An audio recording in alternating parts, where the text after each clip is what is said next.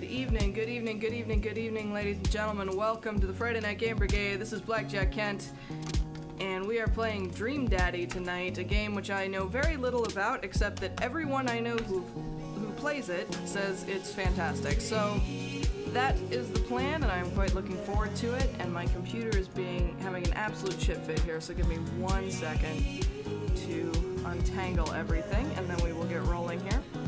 I hope everyone is having a fantastic evening. Hello, Joe. Hello, Bree. Psst, what? What am I psst about? I did. Yes, I did. Thank you so much for the reminder. I did. Yes, we are good. I have turned on. I really am quite pleased about this. Oh god, it's playing in the background. Shit. Sorry. I really am quite pleased about this. It has a streamer safe mode that you can turn on, which ensures that it never plays any copyrighted music. What the fuck? I paused it and it's still playing in the background. Okay, there we go. So that's pretty cool. I am a fan of games that make an effort to be friendly to streamers, so points there. My computer is just freaking out completely, so bear with me half a moment while I kill every process I'm not using currently. I really need a CPU, a new CPU, if anyone wants to, like, buy me a new computer. Okay, cool. Alright, so I think we're good. Hello! We got Joe, we got Bree, we got Sarah. We got some other people perhaps lurking. Welcome, welcome. Good to see you all. So glad it's Friday. You were promised Cute Mini Alonzo! Oh no! I forgot Cute Mini Alonzo. Hold on. It's okay, I can add him in like 2 seconds, so stand by. Not that Alonzo. Different Alonzo. Oh god. Oh god. There's windows everywhere. No, wait. There we go. Hold on. Here we go. I can do this. Here we go. Browser source. Add existing. There we go. Cute Mini Alonzo is here to save the day. There we go. Everything's okay. Game is loud. Okay, we'll turn the game down. I don't know if the entire game has music like this, but there we go. Hey, Kai. Good to see you. Joe told me you were very excited about this game, and I told him you are a good, and he told me I should tell you on stream, so you are a good.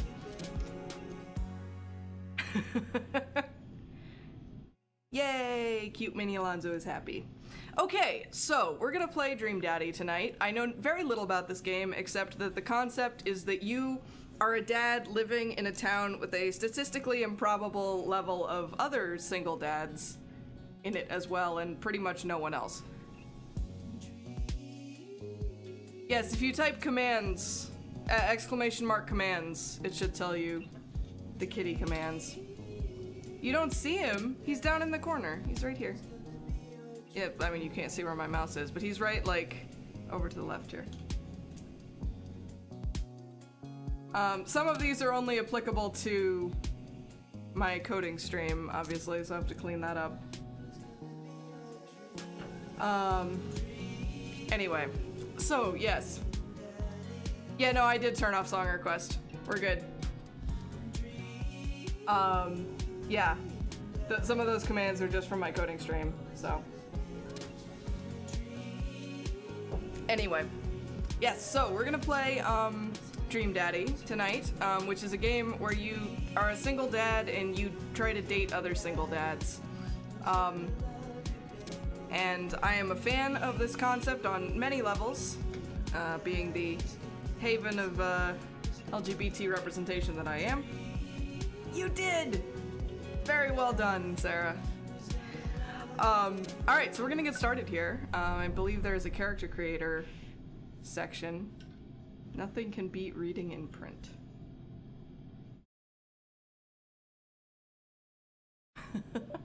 Alright, here we go.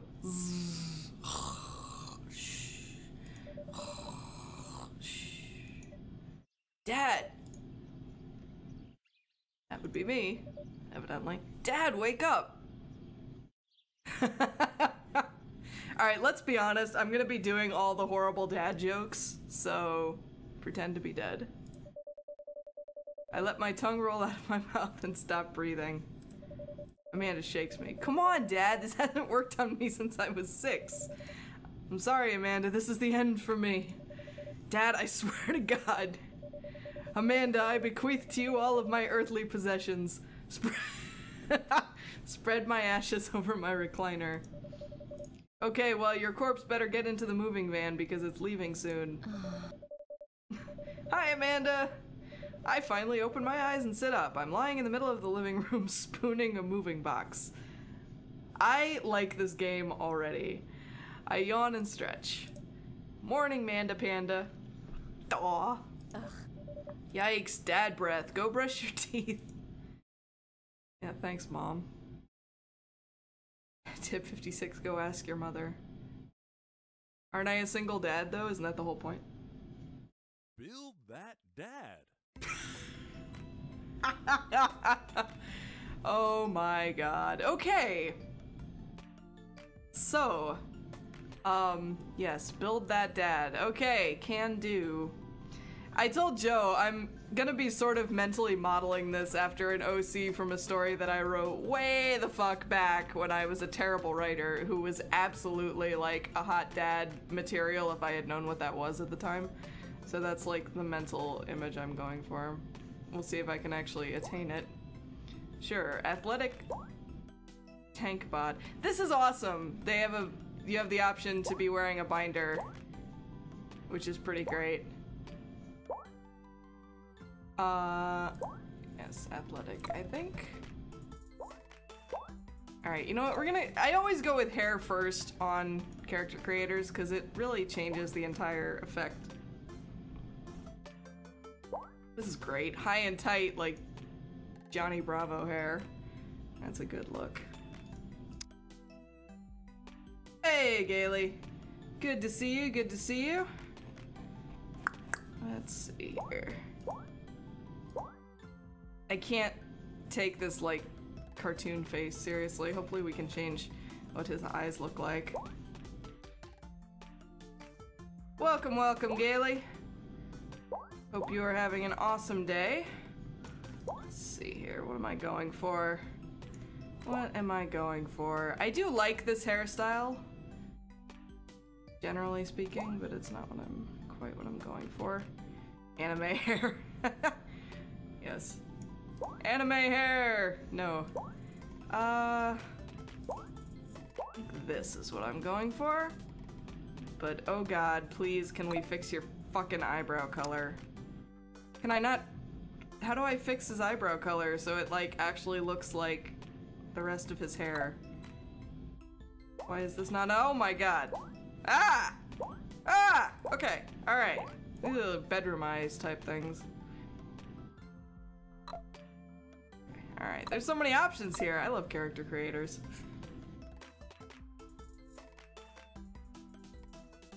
It's in browse. Oh, there it is. There it is. Okay, I feel better. Cool. Alright. I didn't see it. I didn't see it there. It was hiding. I mean, it wasn't really hiding. It was just... These are really kind of creepy faces right now. Okay, we need to fix your eyes because your eyes are terrifying no matter what I pick. Ah! I must browse the browse. Yes, exactly. Hey, dad jokes already. We haven't even started. Oh my god, why are you terrifying no matter what the fuck I give you? You need to... Your mouth is freaking me out. No, that's even... Okay, you're terrifying. All of these faces are really scary. Okay.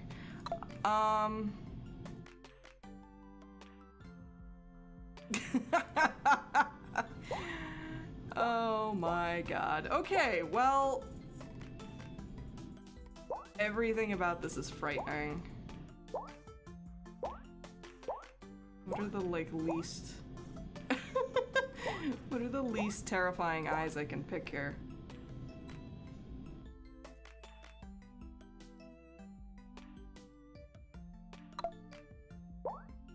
Sure. Alright, you know what, never mind. We're sticking with the slim mouth and the eyes that... I don't know which eyes. All of these eyes look weird. We'll probably stick with the bedroom eyes. Okay, my verdict at this point is that I absolutely have no chance of recreating the guy that I had mentally pictured, but... This guy look okay.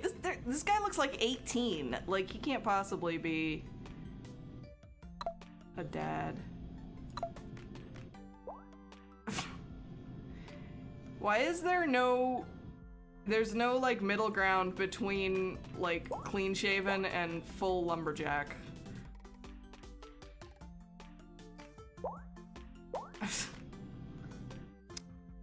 Yeah. Does not entirely resemble what I was going for, but it might have to do. Let's talk about noses. Okay.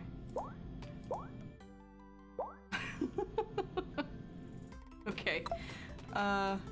Maybe we will go with this after all. It might be a little bit closer to what I'm going for here. Crop hair versus Caesar hair. Crop hair. That is actually almost identical to the hairstyle that I am currently wearing right now, and I'm not entirely sure how I feel about that, but sure.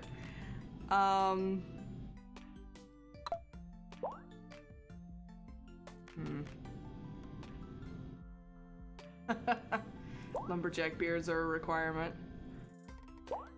Oh my god, no, you look like a porn star. I know. There are very, very few people who have ever looked good with a mustache, and all of them are Dorian Pavas, so... Never shave the beard entirely off, exactly. Alright, I guess we're gonna stick with... Actually, that's not horrible. Maybe. I don't know, I'm trying to decide which of these looks less ridiculous. Hey, Tavi! Welcome, welcome. Okay, so it's like old prospector or 16-year-old, like those are the two options.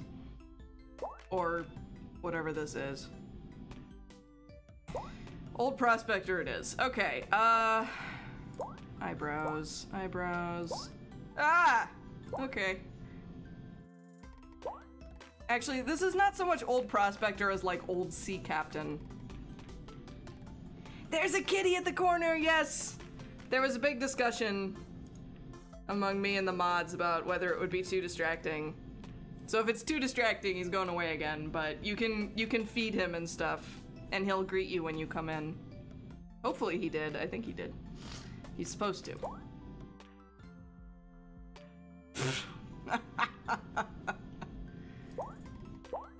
We're gonna go with that, I think.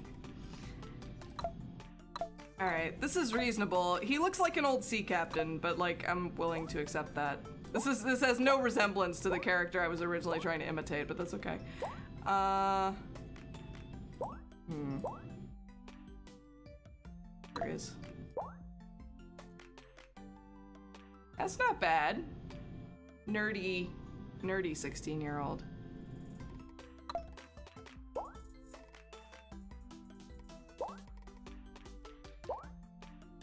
I'm doing a ponder. Oh, I can change the colors. That's cool. I just made E Harry Potter. Bright yellow glasses, okay.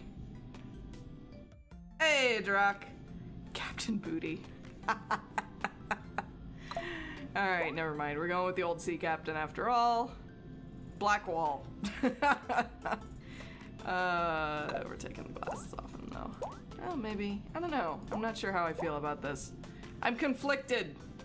Conflicted and confused. This is ridiculous. Never mind. No glasses. Alright. Piercings. No, no, no. You can't even see that. It's under his... Oh no, it's like stuck through his mustache. Earrings. Through the beard, through the beard. Ah! No. Oh my. It's amazing what a suit jacket can do to someone, you know? That is an awful shirt, sir. That is an even worse shirt. Oh my god, that has cats all over it. I'm kinda into it. Not gonna lie. Give him the visor glasses so he's a space sea captain. I wish I could change the color of the lenses, because the yellow is not doing it for me. I just noticed that this is changing down here every time I change something. That's kind of cool. Yeah, I'm down with the cat shirt, to be honest. I am down with the cat shirt. Kitten suit is what it's called. Which is a bit troubling. I'm just gonna look at the other options. Oh my. Other options real quick. Let me tell you, friends, you're learning things about me. I am highly susceptible to a suit jacket and an undone collar. That's horrible. That's slightly less horrible. That's... Why is everything awful? Oh my god. Pro tip, friends, never wear that. Hi, Rach. I do, but the number of options in this character creator is pretty limited, to be honest. What the fuck is that? No. This is awful. Never wear this. Who can resist a man in you? Oh, this, you mean? Yeah. Alright, we're gonna go with the kitten suit. This is the...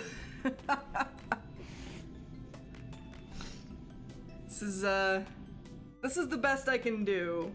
We've made Blackwall the sea captain in a cat shirt. And you know what? I'm on board with it. We're not doing the egg titties. I'm sorry, I have to draw the line somewhere.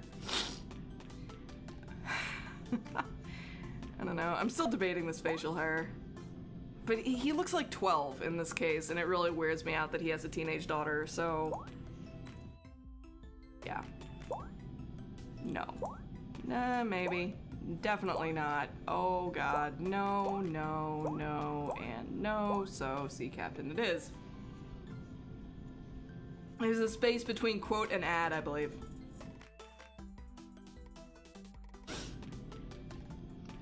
Can change his face shape. Aha. I did mess with this briefly, but not to a great degree.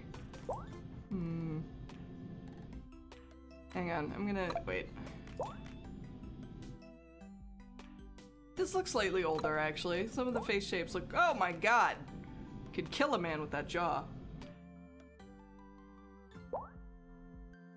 Some of these look slightly older, so that's... reasonable. Cheekbone, oh my god. I'm actually kind of on board with this. This is actually not entirely far off from what I was originally going for. What's the shadow box? Oh. Oh! Look at that! That is sort of what I was going for before, although it doesn't go high enough up the cheek. I'm kind of on board with this, though.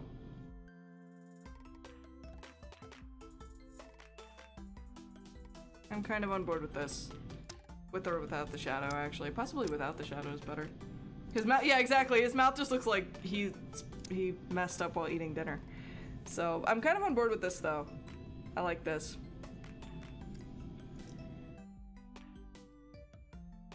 Alright. Yeah. Sure. Looking good, Daddy. Name that dad. Trying to remember what this character's name even was. It was the most awful writing that I've done. I was in 11th grade and I had to do like a novel. I wrote a novel for my like senior or like second semester project, and it was the worst. I thought it was great at the time, but it was fucking awful. Anyway, the character's name was... I have this written down somewhere.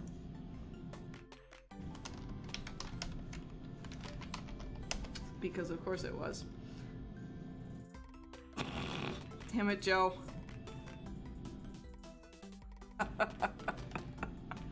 Alright, well, anyway. Sorry, I messed my windows up here. Bloop. Okay. So, let's do this thing. I know, right? In my defense, I was 17. I was 17. It wasn't even a romance novel. It was what I thought was high fantasy, but it was really, really bad. It was awful. I still have the draft. I'll share it sometime if you're really interested. But it was pretty bad. He wasn't even a romance interest. I just thought it was like a fantasy name. Anyway, all right. Be that dad. Yeah! Be that dad. All right. Awesome. You fall asleep packing. I got most of it done, I think. Yeah, I thought I was a great writer in high school, and I still have most of it, and it's horrible. So bad. And my teacher had to read the whole thing and, like, pretend it wasn't the worst thing she'd ever read in her life.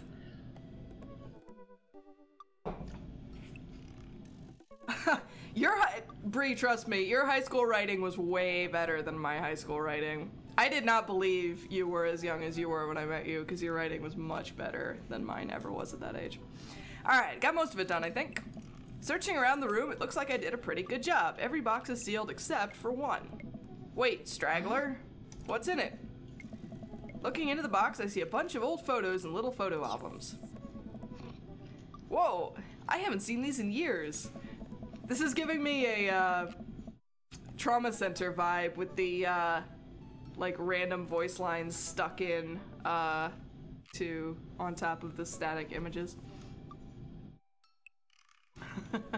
Can I move the mouse? No, I'm using it to click. Unless can I click through with the spacebar? Oh, I can. Oh, this is cool. You get to choose whether you were married to a dude or a lady before, but haven of bisexual representation. So we're going to go with mother. The only way your mother and I could get you to stop crying was to put the sunglasses on you. I like Amanda already. But whenever we tried to take them off, you'd start crying again. You spent the first 2 years of your life with sunglasses on. Nice.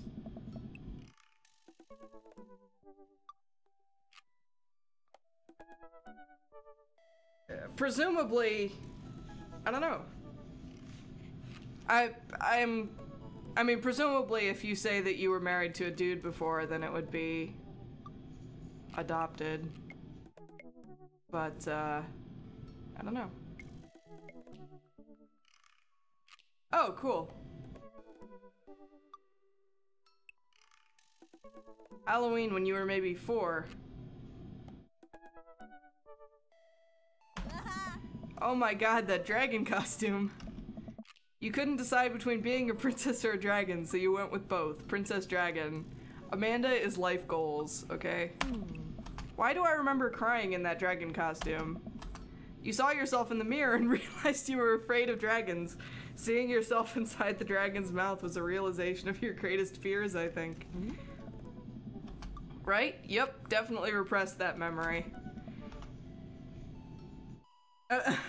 And this was you in your horse phase. Everyone had a horse phase. I had a horse phase. My parents convinced me to toilet train by giving me a toy horse, little model horse, every time I did it correctly. This was you in your horse phase. You're learning a lot about young Roz tonight. Oh. Dad, I believe you named that plush horse Sir Horsington the Brave. I don't think that was his. Amanda lunges for the photo, but I quickly snatched away and hold it above her head with my superior dad arms. Nice try, but this is important blackmail for later down the road. Go ahead and try me. I've seen pictures of you in your ska band. Ouch, kid. The Communist Manifesto had a chance back in the day. I look off into the distance and reminisce about that rad horn section. Hey, it's Emma P. I had that too. I had a wolf phase, and I had a really big dolphin phase. And I had a sea lion phase.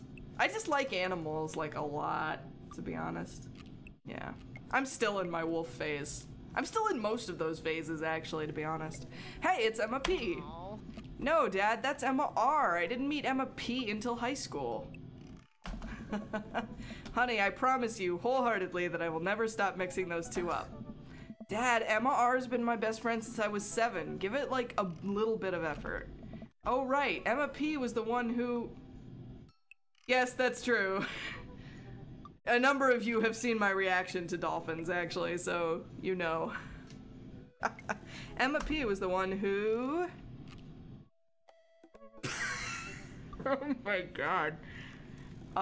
Pooped her pants during a sleepover. Dad, that was me. Dad, that was me. I did that. Oh. And I was having a sleepover with Emma R, who isn't Emma P. She never told anyone, though. True blue, that Emma R. Anyway, I gotta go show this to Emma R. She'll get a kick out of it.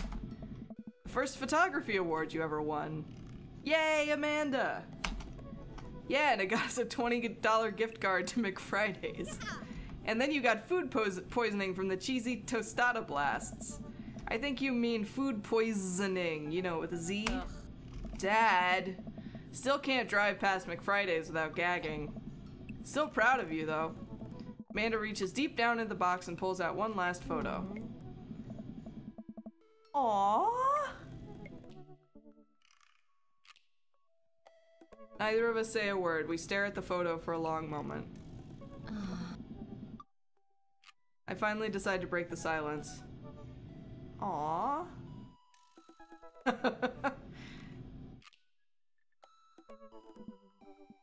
It's kind of a funny story. We got into a car accident right there in the hospital parking lot. It wasn't anything big, just a fender bender, but of course I was freaking out. And the little old lady who crashed into us was freaking out, and I didn't know what to do. But your mother, oh man. She holds my hand and looks me directly in the eyes, the calmest I've ever seen her. She says, "It's okay. It's all gonna be okay." Aww. She was right, you know. I stare at the picture for longer, maybe too long. I miss her. I can't even imagine what it must be like for Amanda. Guys, it's only been like 10 minutes and I'm already having feels. This wasn't part of the plan. She pats me on the back. Come on, Pops, we gotta finish packing. The moving van won't wait forever. You're right. Amanda and I pile into the car and take one last look at the old house. So many memories here. Hard to believe your mother and I bought this place almost 20 years ago. Hey, remember when I shattered the front window playing catch? You always had very strong arms. Hey, remember when I shattered the other front window pretending to be a robot who breaks windows? I want to be Amanda when I grow up. You were a very imaginative child. Hey, remember when I broke the back window? We get it, Amanda. You break stuff. And there'll be plenty more stuff for me to break in the new place. Memories to make and stuff to break. You ready? We sit in silence for a moment. I watched my daughter grow up in this house. It will forever hold a place in my heart, but it stings a little bit to leave it behind. I'm ready. The moving van begins to pull away and I get the car into position to follow it. I watch our house, our old house, disappear in the rearview mirror. So, don't crush my dreams, Sarah. So what? So sell me on her cool new pad. I clear my throat and do my best cheesy announcer voice. Nestled in beautiful, scenic downtown Maple Bay, our new house features washer and dryer hookups, because let me fucking tell you, that is fucking life-changing. Honey, have you ever had dirty clothes?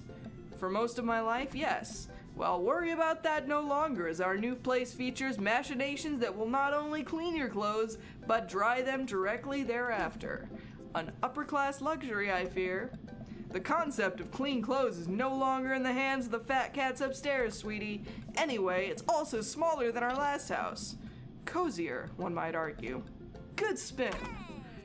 Hey, I think it's great. Won't we be closer to a lot of cool stuff that we can walk to, so I don't have to waste gas? And I mean, trying to park downtown is, you know... Amanda, you know you're gonna have to learn how to parallel park at some point, right? Not gonna happen, Pops. I think someone needs to do a 3-point turn on their attitude. I don't know how to do that either.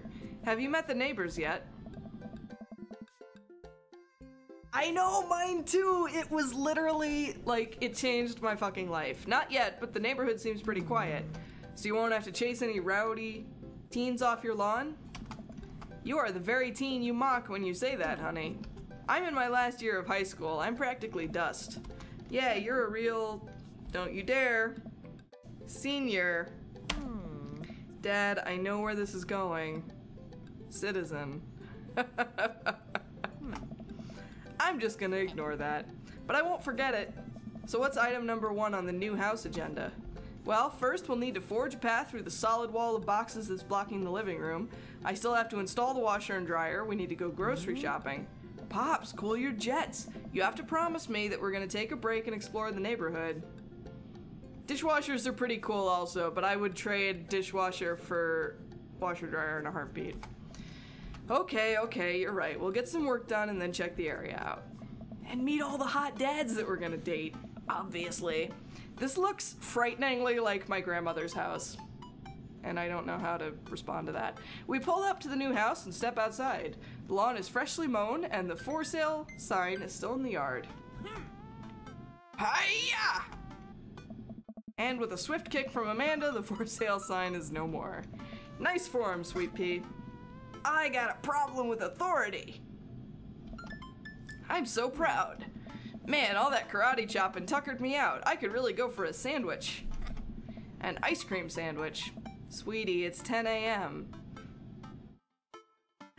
Puppers! Did you even see all the dogs in the park nearby? You know it. Thank you for moving us to an area where the dog-to-person ratio is very high. I am definitely Amanda. I only want what's best for you. I hope you're prepared for the frequency at which I interrupt conversations to yell, "Dog!" to rocket way up. I'm Amanda. I mean, you do that a lot already. Hey, it's a dog! That's me. Oh no. Wait, false alarm. It's just a funny shaped rock. If you want to see real dogs so bad, let's go to that park around the corner. Yes! Puppers! Puppers are very important. Amanda and I begin a stroll through the neighborhood. I can't believe how beautiful it is outside. Kids are playing in the street, flowers are in bloom, and the faint smell of a nearby barbecue drifts through the air. This place is nice. Too nice. I don't trust it. Good eye, honey. You can never be too careful. See that baby in the stroller over there? Government operative. We're on to you, baby. I love them so much. We walk for a while and eventually end up at a small park. Toddlers chase each other through the playground and dogs of all shapes and sizes romp through the grass. It's pretty crowded, but Amanda spots a nice empty bench. We start to make our way over to it when... Heads up! Oh, shit! Oh, God, the pain! A frisbee suddenly hits me in the face. Woof! Who owns the corgi? I want him! The corgi, that is. Maybe the owner, too. I don't know. A corgi with a neat plaid handkerchief tied around its neck bounds up to me, wagging its tail. I like your necktie. Ruff! He runs around in a circle and nudges my leg with his nose. Oh, God. This is the cutest dog. Pet the dog, obviously. But where do I pet the dog?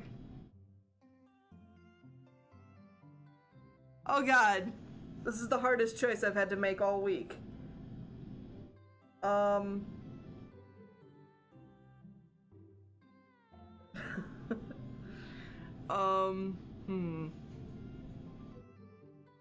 Dare we try the butt pats?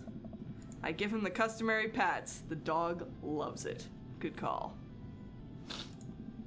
You definitely could have caught that. Oh God, hello. You're one of the dads from the loading screen. A guy in a Hawaiian shirt jogs over to us and takes the frisbee from me. You know, frisbees are traditionally caught with your hands, not your face. It's a new technique. It's like disc golf, but the goal is my face. Looks like you're winning. Ha! Why did eggplants... You know what? I'm not gonna ask that question because I absolutely know why. Hi, I'm just messing with you. I'm Brian, by the way. I'm Tristan, and this is my daughter, Amanda. I look over at Amanda only to find her sitting on the ground rubbing the dog's tummy. Huh. I approve. Hi! Your dog's cool. I'm staking a wild guess here, but I'm pretty sure all of them have eggplants fly out of them when I do something that they like. Ah, old Maxwell sure loves the attention. It's great to see another father and daughter out here on such a sunny day. Where's yours? Brian gestures over to a grassy knoll where a young girl sits on a checkered blanket. She's reading a book bigger than her head. She puts it down and heads over to us. This is Daisy. Cuteness. This is Daisy. She's reading the Brothers Karamazov. Her teacher tells me that she has the reading comprehension skills of a high schooler. Fuck yeah! Go Daisy. Fucking A. Yes. This guy, I'll be honest, he's not normally my type, but the corgi gives him a lot of points, so. How old is she? 10. She's a precocious little youngster. Whoa! My natural dad instinct kicks in. I must brag about my child's accomplishments. Oh no, it's happening. Oh shit. Oh shit! Pokemon reference. Go on, Daisy, tell them about yourself. That's my girl. Amanda, this is the best thing, I'm so happy! Amanda, get in there. Okay, okay. I'm so happy, this is the best. This is the best thing, okay. Oh my god, okay. What is daughter instead of Pokemon? Daughter. Oh my god, okay, brag. Amanda here just recently won a local photography award. Wow, congratulations! Daisy actually just won a statewide poetry contest. Oh shit, guys. What are my items? Grade card, band-aids, spelling bee photo. This is funny as fuck. Fumbling through your phone's browser, you managed to pull up a photo of Amanda winning her 10th grade spelling bee. Wow, congratulations, Amanda. Daisy is getting prepped for her annual spelling bee right now. Hopefully this will be her 3rd win in a row. Yikes. Oh no. I'm not so good at this. Daisy just started a weekly chess club at her elementary school computer lab. She's the president too, of course. Dang, my high school doesn't have a chess club or a computer lab. I'm sorry, Amanda. I'm not doing right by you here. Daughter. Can't switch.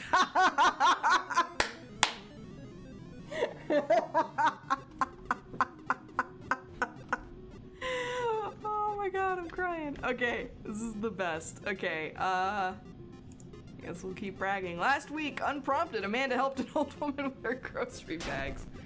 It's extra powerful. Brian loses 20 HP. Daisy sold enough candy bars this year to get the top prize, a canoe. We're taking it out next weekend. How is that even possible? Amanda could barely get one of those sticky hand things. This is amazing. I'm so happy. Oh no.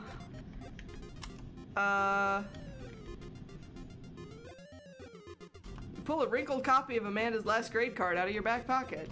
Dad, awesome grades. Brian loses 25 HP. You really carry that around everywhere? Ouch. Maybe it is kind of weird. You lose 5 HP. Oh, I'm so happy.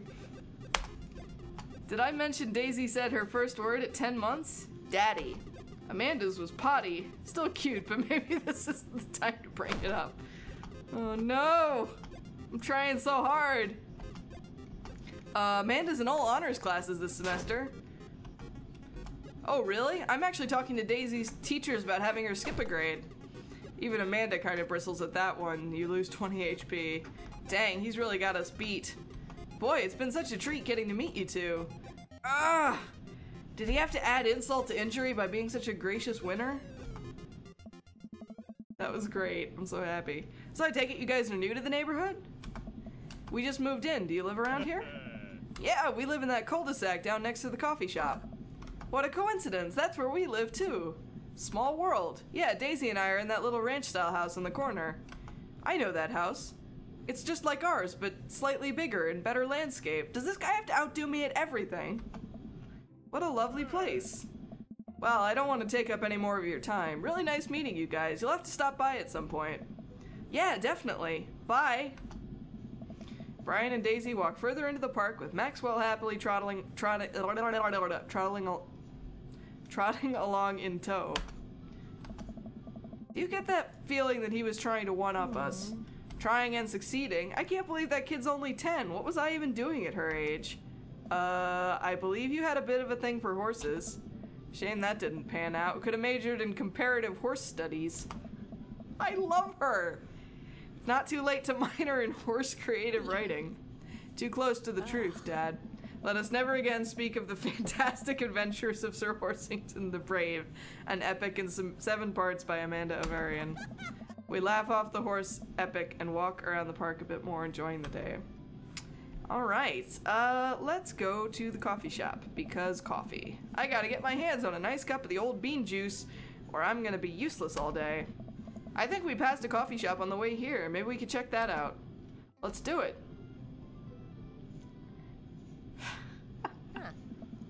We walk down the street to the Coffee Spoon, a cute little place on the corner. Man, this is in such convenient walking distance from our place. I mean, I guess. What's wrong?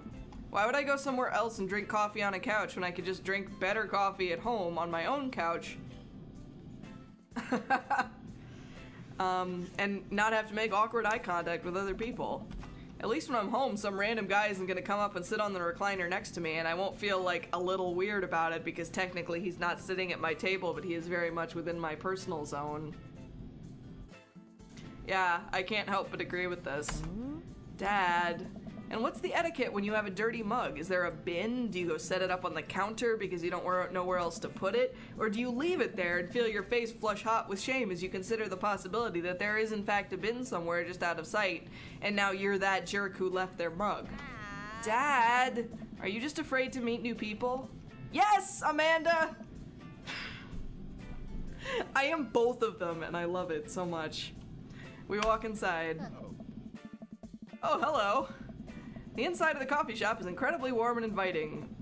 Vinyl records line the walls and patrons lounge around on well-worn-in couches. Some cool tunes spin on a record player next to a little stage. Welcome to the Coffee Spoon, guys. How's it going? What's with the name? Oh, it's kind of dumb. It gets mentioned in this poem I like. He likes the love song of J. Alfred Prufrock, you guys! That's a reference to the love song of J. Alfred Prufrock.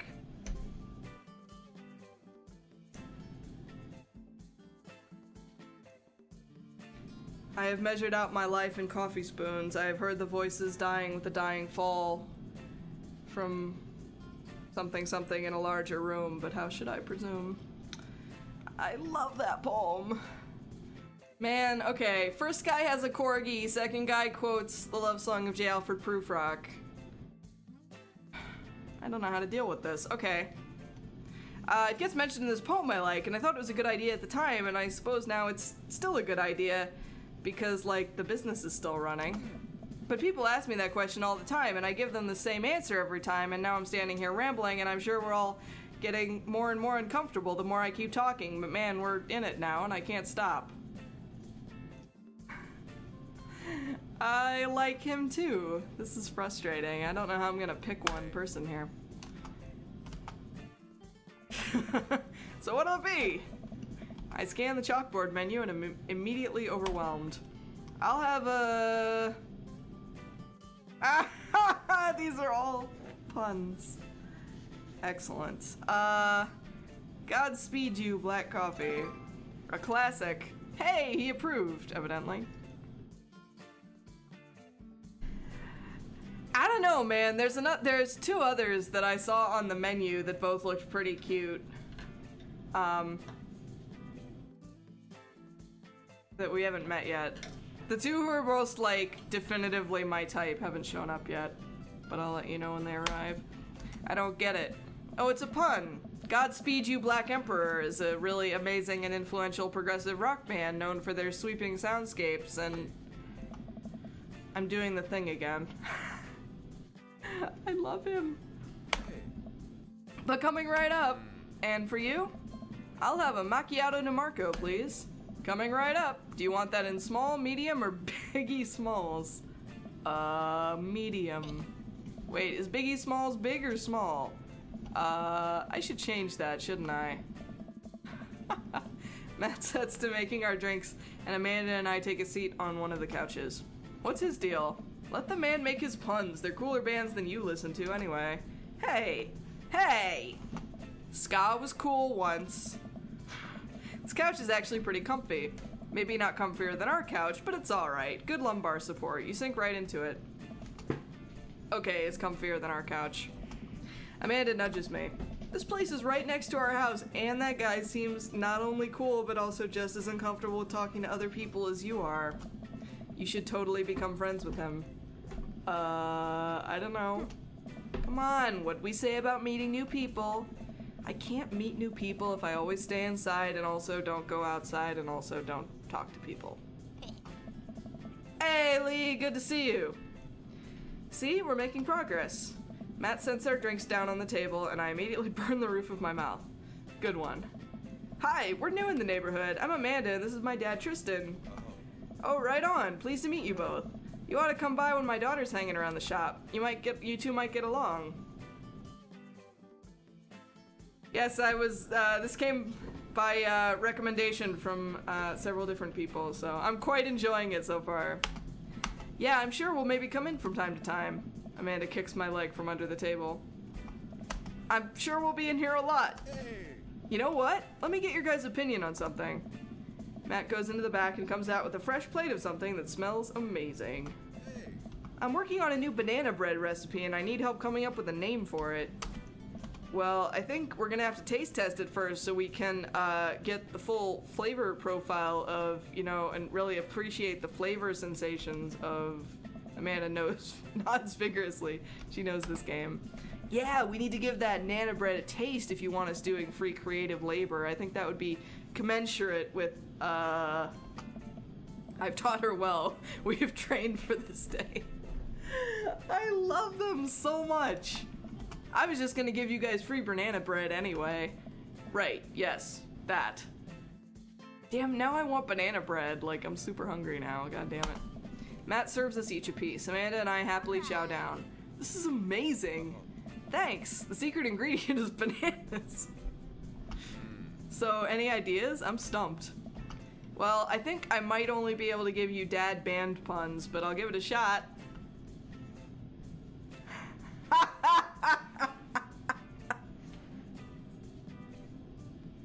I'm so on board. Grateful banana bread. Right said banana bread. Right said Fred is the guy who does I'm too sexy for my shirt, isn't it? I think. This is also pretty good. These are all pretty good puns. I'm gonna go with this though, because of the implication. Like Right said Fred, but now it's about banana bread. I think the youngsters would like it despite not getting it. What? That actually has a nice ring to it. Really? Yeah, Right said banana bread. Strong decisions. That's art, baby. I wanted to say baby because I thought it would sound cool, but once I said it, I realized that it just doesn't sound good coming out of my mouth, and maybe I should just leave saying baby to the professionals. Poor guy. Enjoy your coffee. Thanks, baby. See? It sounds good when you say it. God damn, man. Alright. Across the way, a man catches my eye. He sits by himself, brooding over a cup of coffee. Our eyes meet just for a moment. Alright. Well, we've encountered one of the guys that I, like, looked at just from not knowing them at all and said he was cute, so... Hello, dark brooding dad. Our eyes meet just for a moment. I hastily look away, hoping he didn't catch me staring. Who is that? We finish up our drinks and head out. Thanks for stopping in. Take care. Okay, now that we're full of caffeine, where to? I need a nap. We just had coffee. Have you ever known me to play by the rules? Your father's a rebel, sweetie. Now all aboard the train to Sleepy Time Junction. He's a good dad option? Okay, excellent. I don't trust anyone who likes their meat well done. Exactly. Dark and scruffy is possibly one of my aesthetics. As we're walking home, I hear heavy footsteps come up behind us. Tristan, bro! Hey! Oh, hey, it's the other one. I turn around and am greeted by a familiar face jogging up to us. Craig? Bro! Bro! Holy... Wow, I haven't seen Craig in forever. It's been too long, dude. Yeah, wow, you look great. Whoa. Yeah, I read briefly about Pastel Christian Youth Leader Dad, and he troubled me a little bit. Ha, yeah, I cleaned up my act. Cleaned up his act? Are you kidding me? He's ripped. Amanda, this is my friend Craig. We went to...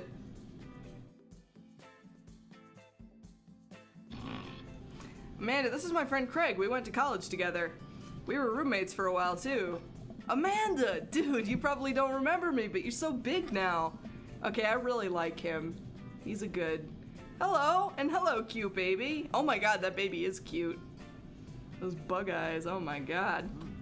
Aw, thank you. Last time I saw you, I think you were about her size.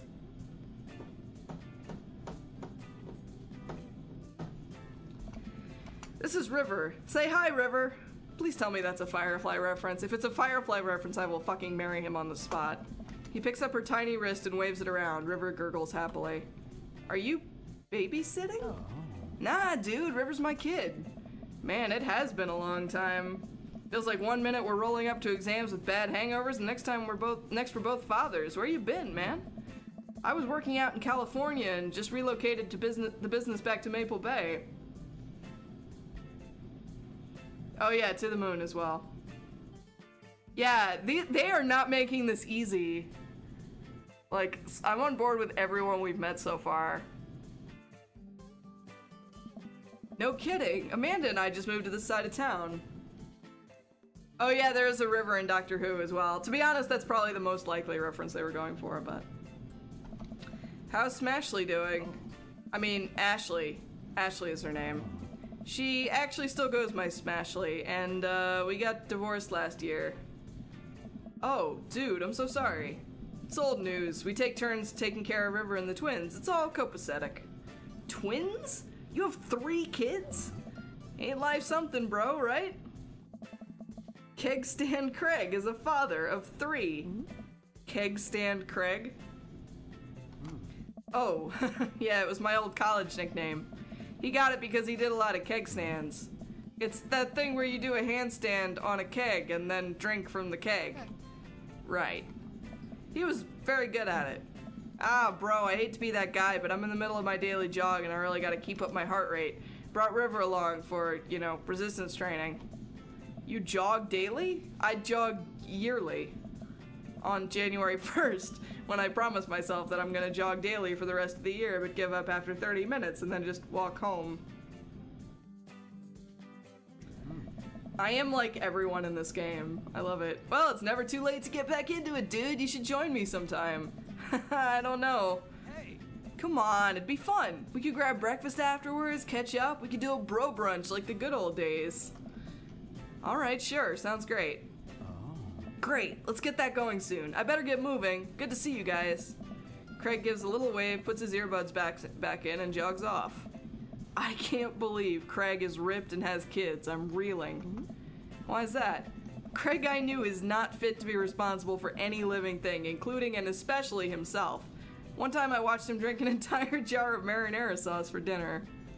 I miss college, but only for that reason. Amanda, he opened up a new jar of marinara sauce and then he drank it like it was a thing normal people do. It was unholy. And then I asked him what the hell he was doing and he said, and I quote, "It's basically a smoothie, bro." Yeah. I mean, technically he's not wrong. He jogs! He was jogging! He's like a totally different person. Anyway, we'd better get home. I'll have plenty of time to reflect on how old I feel later. I love this dialogue. This is the best. Amanda and I flop down onto the couch. Amanda has to shove some empty boxes out of the way before she can sit. Too bad we're gonna be putting my stuff right back into these boxes in a few months. No, don't say that. Aw, Dad, it's gonna be okay. I'll be fine. I know. It's just, you're my little girl. It's gonna be weird not having you around. I'll come visit, and I'll text you every day, and I'll take lots of pictures. I mean, obviously, I'm a photography major. You promise? Of course. Are you gonna be okay by your lonesome? Oh, come on, I'll be fine. I'll get a dog or something. A dog? Yeah. Forget art school, I'll stay for the dog. Is that what it's gonna take? Medium-sized dog, handkerchief around the neck, I get to name it. That's what it'll cost for me to give up on my dreams. I'm a woman of simple wants and needs. I love her. Can I date, I mean, like me personally, not my character obviously, but can I date her? Like, I would be on board with that. Well, a dog is a lot cheaper than college. Amanda laughs. Suddenly, a pile of envelopes slides through the mail slot. Speaking of college, Amanda darts over to the envelopes and shuffles through them. She pulls one out and throws the rest back on the floor. This is from McGowan College of Art and Design. Open it. But I'm scared. It's just an envelope. Yeah, it's just like my entire future, not a big deal. Takes a deep breath and rips the letter open with her teeth. We have a letter opener, but okay. I hold my breath while Amanda's eyes dart back and forth, scanning the letter. What does it say? Well, you know what? I knew if I said it, someone would jump on it in the chat, so I'm not letting that happen. The admissions committee has reviewed your application, blah, blah, blah. Her face drops. Regret to inform you that we are unable to offer you admission to McGowan College of Art and Design. Amanda throws the letter on the coffee table. Oh, sweetie. It's okay. I kind of saw it coming. I knew I shouldn't have put that experimental stuff in my portfolio. Their admissions officer told me they just want to see portraits or whatever.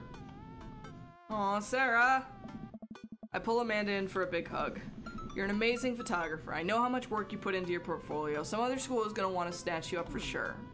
Yeah, I know. It's fine. Are you actually fine, or are you just saying that? I'm fine. Really. Her face stays the opposite, but I probably shouldn't push her on this. Oh, and before I forget, Emma R and Emma P are sleeping over tonight. So... you need me out of the way because I'm painfully uncool? I would choose more delicate phrasing, but yes. Well, I'll have you know that I conveniently already have plans for tonight, so you'll have the new place to yourself. Yeah? What are your plans? Quick, think of plans. I am secretly the mayor of this town. Amanda, the town needs me. I need to perform my mayoral duties. I must don my top hat and wear my monocle so that I may preside over my mayor stuff. I think you're thinking of the guy from Monopoly. He was a mayor, right? He was not. Right. I'm just kidding. I'm actually going to... go to bed. I'm wiped. Have fun with the Emmas. We'll try to keep it down.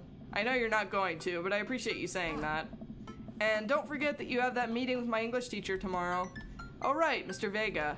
Yep, totally remembered. I'll be there. Awesome. Night, Pops. I put on my pajamas and make myself a nice mug of mint tea to get ready for bed. I can hear Amanda and her friends laughing from her room. I hope they have a fun night. I'm really glad Amanda has such sweet friends, even if I can never remember their names. That was exactly where my mind went as well, Brie. And, yeah. Just as I'm heading toward my room, the doorbell rings. Would it possibly be another cute dad? Oh, Hugo, we do know that he is a dateable dude. Who could possibly need anything from me right now? Did they know what time it is? Oh, I could have met Robert more, but instead I'm gonna sleep like a nerd. Oh well, presumably they'll give me another opportunity. I have pajamas on. I walk over to the door and open it. Hello! Oh, it's you. I know who you are. A handsome, clean-cut man stands at my door, brandishing a plate of cookies. Hello? Hi! I know it's kind of late, but I baked way too many cookies and I just can't have these in the house or I'll eat them all. Oh, where are my manners? My name is Joseph. I'm your next-door neighbor. Oh, yes. Hi, I'm Tristan. That's what my name is. I saw the moving van and thought I'd do the neighborly thing and bring you some. My daughter Christy wanted me to let you know she baked them herself. Joseph leans in and whispers, but between you and me, she just sprinkled in the chocolate chips. We both share a laugh. Kids, right?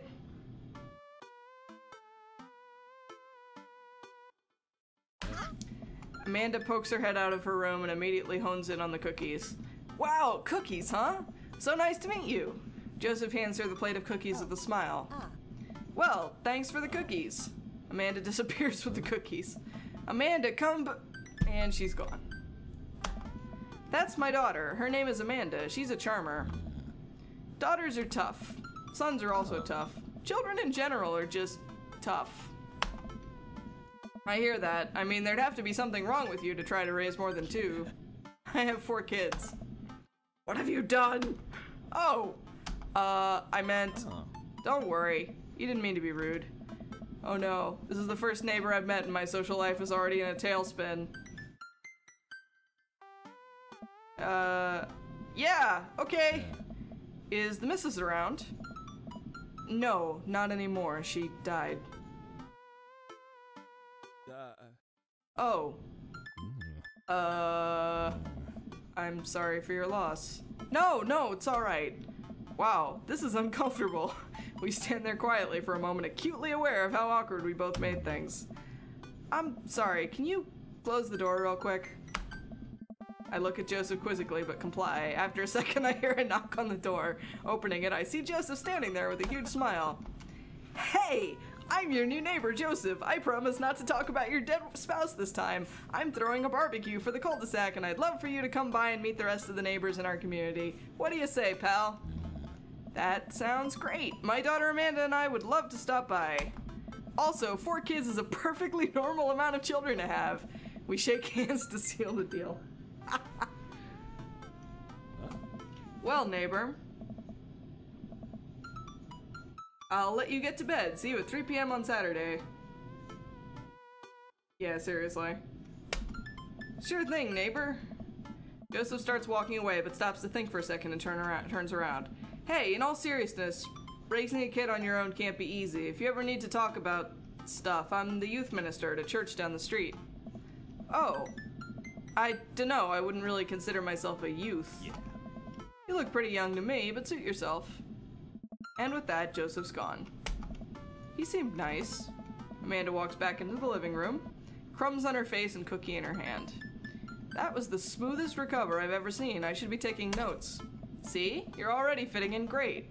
Where'd those cookies go? They're gone. I'm sorry. If it makes you feel any better, they weren't very good. So you ate all of them anyway. The Emma's helped. Finger guns. Right. Well, kiddo, I'm gonna go catch some Z's. It really would have. What is it, Alonzo? You gonna say hi to everyone? No, don't run away. Come here. Come. Gotcha. Gotcha. Say hi, Alonzo. Say hi. I object strenuously. Alright, off you go. Ow. Okay, so. Right, well, kiddo, I'm gonna go catch some Z's. Hurry, the Z's are getting away! I run down the hall towards my bedroom. I'm hot on the trail! I'll get 12 hours of quality sleep if it's the last thing I do! As I shut the door behind me, Amanda's laugh echoes through the hallway. Aw. I wake up to a text from an unknown number. Rise and shine, early birds! Still want to work out? This is Craig, by the way. Okay, it points to Craig for reaching out. Holy crap, it's 6 a.m.? Who does 6 a.m. anymore? Without realizing it, I drift back to sleep. Oh no! Whoops, must have winked back out. I check my phone again. Hey bud, still want to get your swole on? I'm ready to tear up the track, hit me up. God, the last thing I want to do right now is work out. But it is Craig. I do want to catch up. Let's go catch up with Craig. Because he's a cute. And I like him. Hey, my man, I need a few minutes to wake up, but let's meet in 20. Yeah, that is me, unfortunately. I've been better about it, though, lately. I've been better. After a few seconds, another text comes in. Sure thing, meet me at the gym. With capitals. I stretch and my bones creak. I gotta stop falling asleep on the couch. The hell? I don't remember falling asleep on the couch. I throw off my blanket and, hey, wait, I don't remember falling asleep with a blanket. Amanda must have tucked me in after I fell asleep. But I went to my bedroom. I'm confused. Bless that child. I reluctantly brush my teeth, throw on the only clothes I own that are even kind of gym appropriate, and head out. The neighborhood is quiet and serene this early in the morning. Birds chirp and the grass is still wet with dew. Surprisingly, the gym is pretty crowded. I spot Craig outside, standing out front, stretching, of course. He spots me and waves enthusiastically. Hey, bro, good morning. Hey, good to see you, man. I'm definitely not as pumped up as he is. Maybe I should have had some coffee before I left. You ready to kick some butt? With your help, I am. I get the feeling this is gonna be less of me kicking butt and more the gym kicking my butt. But I can handle it with you here. Yay, got some hearts. Dude, bro, that means a lot. Hey. We head into the gym and I'm immediately intimidated. All of these people look like they could break me in half, and it seems like Craig is friends with all of them. He high-fives and finger guns all of the cool jocks in the room. They look like they could, and would, steal my lunch money to spend on protein shakes. Yeah, I think that probably means he wasn't as pleased. Like, there's probably some things that are very, very good and some things that are just okay. Come on, bud, let's warm up. We head over to the treadmills and start walking. Okay, I can walk. Walking is good. This is a decent place to be. Walking. So, I know we are on treadmills. Yes. And those over there are ellipticals. Very good. What is all this other stuff? Craig laughs. They might look a little scary, but I guarantee that all of them serve a specific purpose for building muscle mass. I watch as a dude in a muscle tee flexes a muscle I didn't even know existed on a machine I think was once used to process grain into flour. What is that? Why is that guy doing that to himself? That's a good question, bro. What do you think he's doing?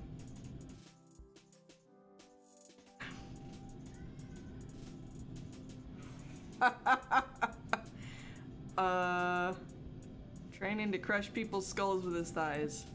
He's trying to make his thighs so strong that he could crush people's skulls with them. Hey. Yeah, that's pretty much the only reason I work out. Hey, eggplants! Oh no, Craig is turning up the speed. I better do the same. How long have you been doing the buff thing? Couple years. And what do you do when you're not dadding or working or buffing? Oh, I coach my twin softball team. That still counts as both dadding and buffing. I keep busy. What do you do for fun? Let's be honest, I'm a nerd dad, so...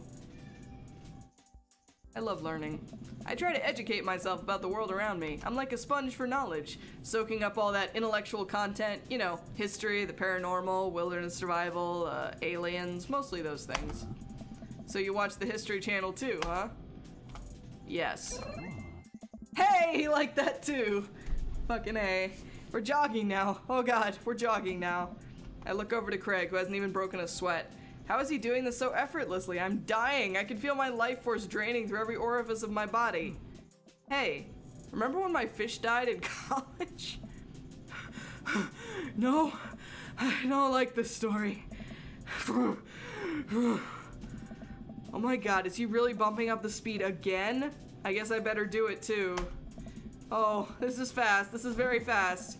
And we were at that party, and you vowed to make me feel better. You told me to create a distraction, so of course I do a sick keg stand and get everyone cheering. And then I try to steal a fish from a fish tank at the party with my bare hands like an idiot. And then you drop the fish and it's flopping around and you panic, so you run up to me post keg stand with a dying dirty fish in your hand that you scooped off the ground, and you're yelling at me that we have to leave. So we're running out of a frat party with a fish and trying to give it mouth-to-mouth resuscitation. And we get him home and we get him into a bowl of water, but the prognosis was grim. And the next day he's alive and well. They never did catch the great fish thieves at Grand Ridge U. And they never will. I shoot off the end of the treadmill and crash into the wall. Jesus, that hurts. Nice. Dude, bro, are you okay? Craig offers me a hand and looks me over for injuries. I might have hyperventilated a bit there. Whoa, okay. Fantastic. I managed to stand up and rub my back. Doesn't hurt now, but I'm sure it will later. Don't have to push yourself like that. Always know your limits. Well, I think I might call our gym adventure here. You sure? Yeah. Alright, well, here. I brought you this. Craig hands me a shaker bottle full of a thick green liquid I stare at with what must be apparent distaste. It's a protein shake, bro. Oh. Thank you. He wants me to drink it. Oh boy, here goes. I take a small sip. It's actually delicious. Wow, this is really good. And good for you. It's my special recipe. I'm pretty proud of it. Let me know if you ever want to work out again. Maybe we can try running around the neighborhood if treadmills aren't your speed. No pun intended, bro. Good one. Well, I'm gonna go put some ice on this everything. I'll see you around. I leave the gym feeling ashamed. Craig used to order delivery from the pizza place across the street from our dorm, and now he can run circles around me, literally. Man, I really gotta work on this dad bod. I get home and lie down on the couch. It hurts to move. Oh god, I'm so old.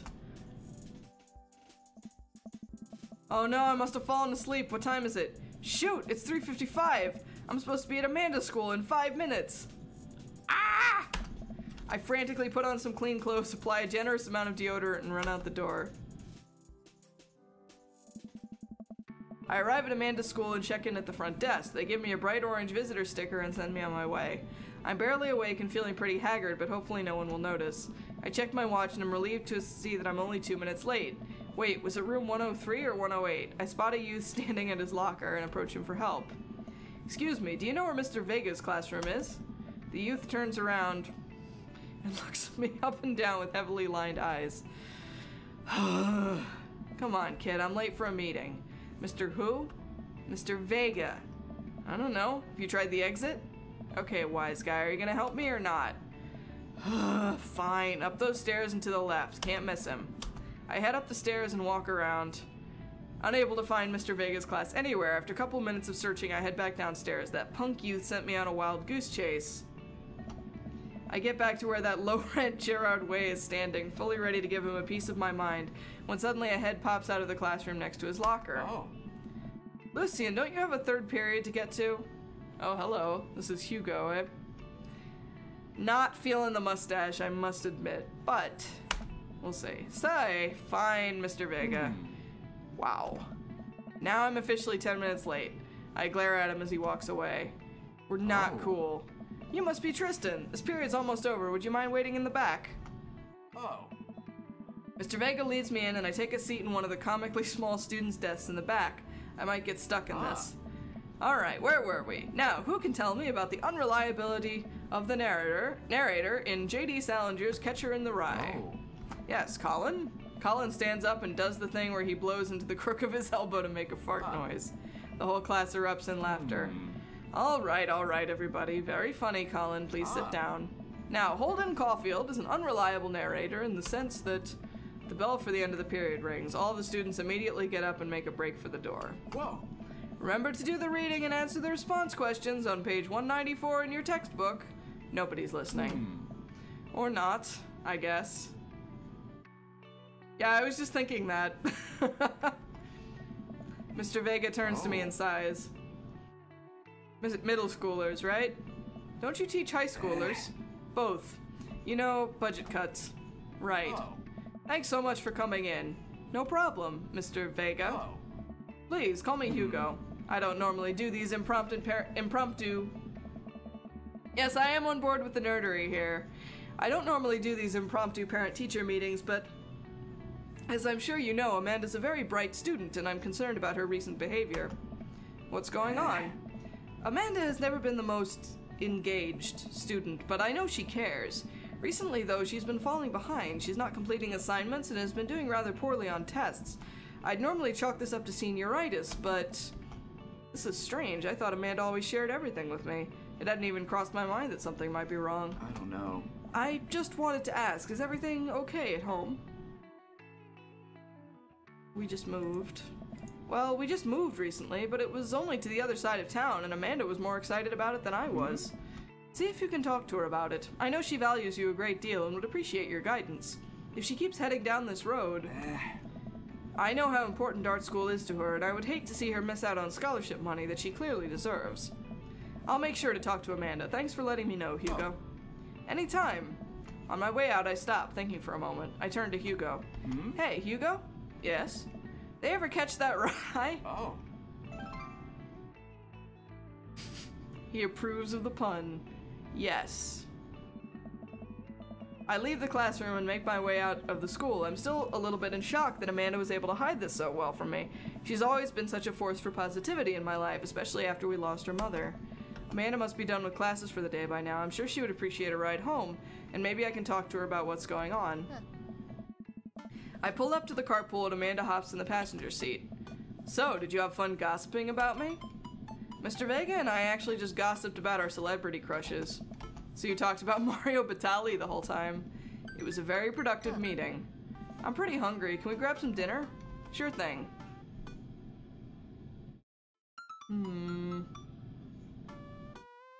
Any thoughts on which of these I should do? I still need to meet Robert and the goth dude. I think that's it. Not sure. There might be another one. Mall? Okay, mall it is. Does that sound good to you? Yeah, sure, why the mall? Geez, can't a dad take his daughter to the mall? Will you buy me things? I will buy you a thing, singular. Sounds like a deal to me. We drive in silence for a short while. Amanda plays a game on her phone. I should say something. You know, sometimes when a kid gets older, they find that they have to keep things hidden from their parents. And that's okay, because sometimes that's what kids do. And that's okay, but also sometimes it's good to have the parents' perspective, because, you know, maybe the parents have also dealt with similar situations, and maybe they're a little cooler than you give them credit for. Anyway, what I'm trying to say is that it's good to share. Love you. Have you been reading my tweets? You have a Twitter? What? Never mind. Look, sweetie, Mr. Vega said you haven't been participating in class and that you're not turning things in. Oh, I'm fine, Pops. Senioritis and all that. I thought you liked Mr. Vega's class. It's fine. He's fine. We pull up to a stoplight and I eye Amanda. She's still texting. I want you to know that you can talk to me about anything. Uh-huh. I can tell that whatever it is, she doesn't want me knowing about it. That's frustrating. I heard Emma R. is going to that fancy art school in California. That's exciting. Yep. Are you bummed that you guys aren't going to the same school? Yep. Amanda keeps texting. She stifles a laugh. What's so funny? I don't think you'd get it. Okay. Who you texting? Noah. Oh. A boy. Who's Noah? My friend. Does he go to your school? Yep. Do you like Noah? What? No. Dad? Ugh. I can't believe you would... Dad? I mean, jeez. Why would you... Ugh. Gross. Sorry, just asking. She definitely likes him. Dad, he's just my friend. Guys and girls can be friends. He's my friend. Okay. Jeez. This is going well. Well, good talk. Love you, kiddo. She leans forward and turns up the radio. I guess that conversation is over. To the mall, then. I would be being a parent just seems like it must be exhausting. We arrive at the mall, a big indoor shopping center with a couple different floors. It's kind of dead, but that doesn't stop a mall security guard from yelling at a couple of loitering teens. Let's eat something disgusting for dinner. Hell yeah! Language, Missy. Heck yeah? Better. We approach the food court and evaluate our options. There's greasy restaurant after greasy restaurant. My heart burns just looking at the menus. Nobody looks happy to be here. What are you in the mood for? Bread dipped in sugar, bread with cheese on it, or do you just want me to inject some fat directly into your bloodstream? I extend my hand to her. Would you do me the honor of sharing some nachos? She takes my hand with a grin. It would make me the happiest, cheesiest girl alive. We order a giant pile of chips and unnaturally orange cheese from a very unenthusiastic and possibly stoned teenager. We take a seat at a rickety table and dig in. These are bad. These are very bad. But also strangely delicious? We have to eat through the pain. We enjoy the fluorescent cheesy goodness together until we're all out of nachos. So, something's been bothering me for a while. Can you explain memes to me? Which meme? All memes. Amanda sighs deeply and places her head in her hands. Dad, it's complicated. See, memes are inside jokes shared by a bunch of people that get less funny the more people do it. So the problem is that by the time a meme gets to you, Dad, all of us youths have already done the joke to death. Dad. And what's worse than that is that movies and TV and video games will try to jump in on a meme train, but just based on how long it takes to make them, the meme will be long dead by the time it comes out, so it just dates it and it isn't funny. Oh shit, what up? Aw. Dad, please. Anyway, changing the subject. Where to now? Want to go to that goth store? What? You know, the one that's all black and tries to establish itself as anti-establishment despite being an exact representation of the establishment? I don't know what store you're talking about. Hot Topic. You can say Hot Topic, it's okay. You know, the one where you can buy chain wallets and it's basically an assault on what people fought so hard against in the punk and hardcore movements of the 70s and 80s? Dude, you gotta be more specific. The one you threw up in that one time. Oh, that one.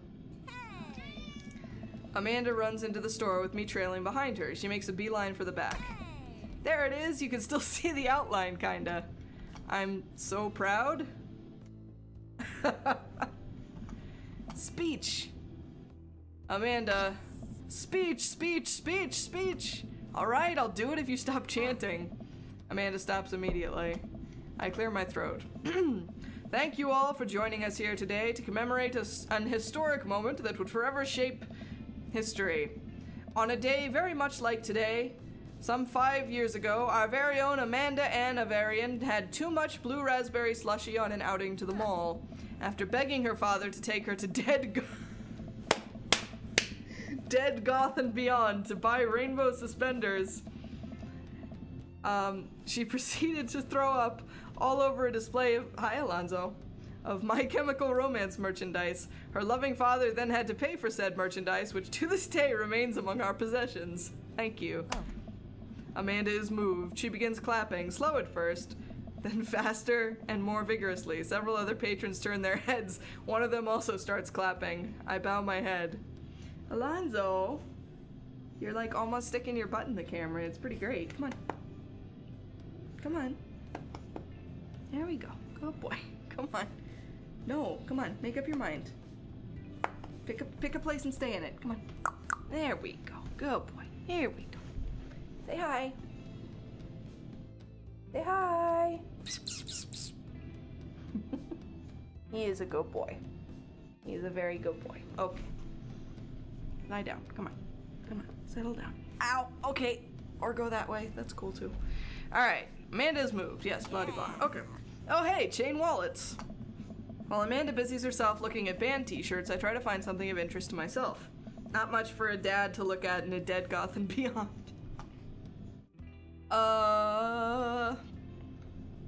Let's look at ironic mugs. I'm suddenly stricken by existential fear. If there's only one number one dad, then why are there so many mugs? Alonzo. Why are there so many mugs here that say that? This whole time I thought I was the only one. If I'm not number one, where do I place on the global dad ranking charts? I have work to do. Look, this is very important to me. Oh my god. Okay. I overhear a stifled argument over the cash register. An older gentleman is carrying a garment and showing it to a bored-looking cashier with pink hair. I can see that. I don't know what to tell you, dude. I just work here. Listen. When I bought this online, the website said the blouse was Victorian inspired. However, when I received it, it clearly held the trademark of Edwardian dressage. Do you want a coupon? I can give you a coupon. Will you leave if I give you a coupon? Is there a manager present? People have to know what they're buying. I am the manager. I see. Well, it would seem that I have outstayed my welcome. Good day, shopkeep. Your superiors will receive a strongly worded letter by post. I'm a little intimidated by this guy, not going to lie. Whatever, dude. The man whirls around and storms out, his literal coattails trailing behind him. I can't tell if they are Victorian-inspired or Edwardian in nature. Amanda trots up to me with a t-shirt in her hand. Oh boy, here it comes. Hey, Dad trying 5,000. Yes, I'll buy it for you. Wow, that was easy, thanks. At least it's only one this time. Amanda plops the shirt onto the counter and grins at the cashier. I love your hair. The cashier says nothing and rings Amanda up, radiating hatred. I hand her a 20. So what was that guy's deal? The cashier rolls her eyes so hard I'm worried she'll pull something. That's Damien. He's in here all the time. He's obsessed with Victorian fashion or whatever. She hands Amanda her bag and it's clear the conversation is over. We make our way out of the store and head home to get some rest. Amanda and I sit on the couch trying to find something to watch over bowls of ice cream. Oh cool, Long Haul Paranormal Ice Road Ghost Truckers is on. Your favorite, right? Oh hell yes, they have to make it over the Canadian tundra before the ice road melts, but also they're hunting ghosts. Also, the trucks are haunted. This is an episode I've already seen, but it's one of the best. Callum and Flint Dogbone, the twin brother truck driving and ghost hunting duo, find themselves in the greatest peril yet. Oh no, the ghost done got control of the truck. I can't steer on them there damn ice roads. Oh my god. Let me use this EVP meter to try and communicate with the spirits. Flint, we're about to die. I almost got it. If you listen carefully, it sounds like it's saying, you're gonna die. That's because we're about to die. This is art. The episode ends and Amanda excuses herself to go and start arguments on the internet. I stay up a little longer, curious about the exploits of Callum and Flint Dogbone after their disastrous ice road accident. Afterward, I crawl into bed and get a good night's sleep.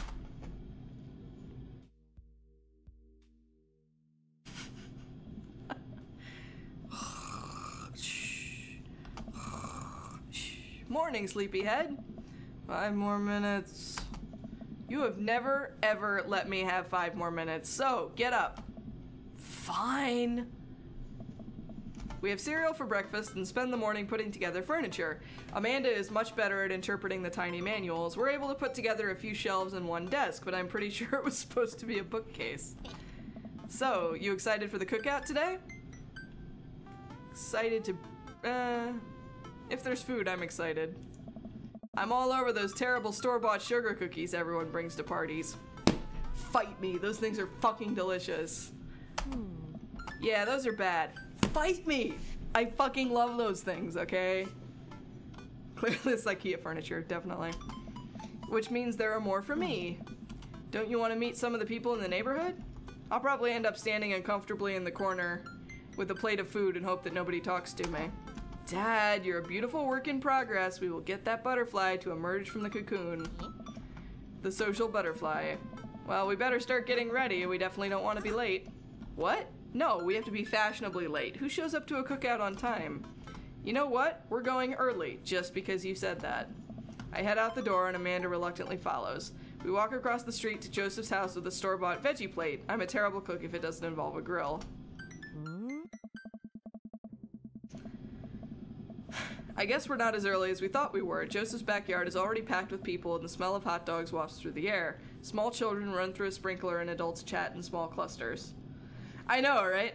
Time doesn't work the same in Maple Grove or wherever the hell we are. I set our veggie plate down on a table next to 2 other veggie plates. Huh. Hey, there's Joseph. I wave to get his attention. The moment he sees us, he jogs over, arms open wide. Welcome, I'm so glad you 2 are here. And you brought veggies. Let me introduce you to my family. Kids, come on over here. This is Chris, my eldest. Hi. This is Christian and Christy. They're twins. They stare creepily and say nothing. Who are we waving at? Then of course there's our youngest, Krish. Wait, where's Krish? Maybe Mary put him in his crib. Wait, are you married and still a dating option? I'm confused. Oh, and how could I forget my lovely wife, Mary? Mary and Joseph. And he's the youth minister. I like it. Joseph pecks her on the cheek. She smiles. Ah, Mary, sweetheart, did you put Krish to bed? Oh, I see. I'll have to go look for him. What? You'll have to... Joseph takes a moment and regains his composure. Mary, this is our new neighbor, Tristan, and his daughter, Amanda.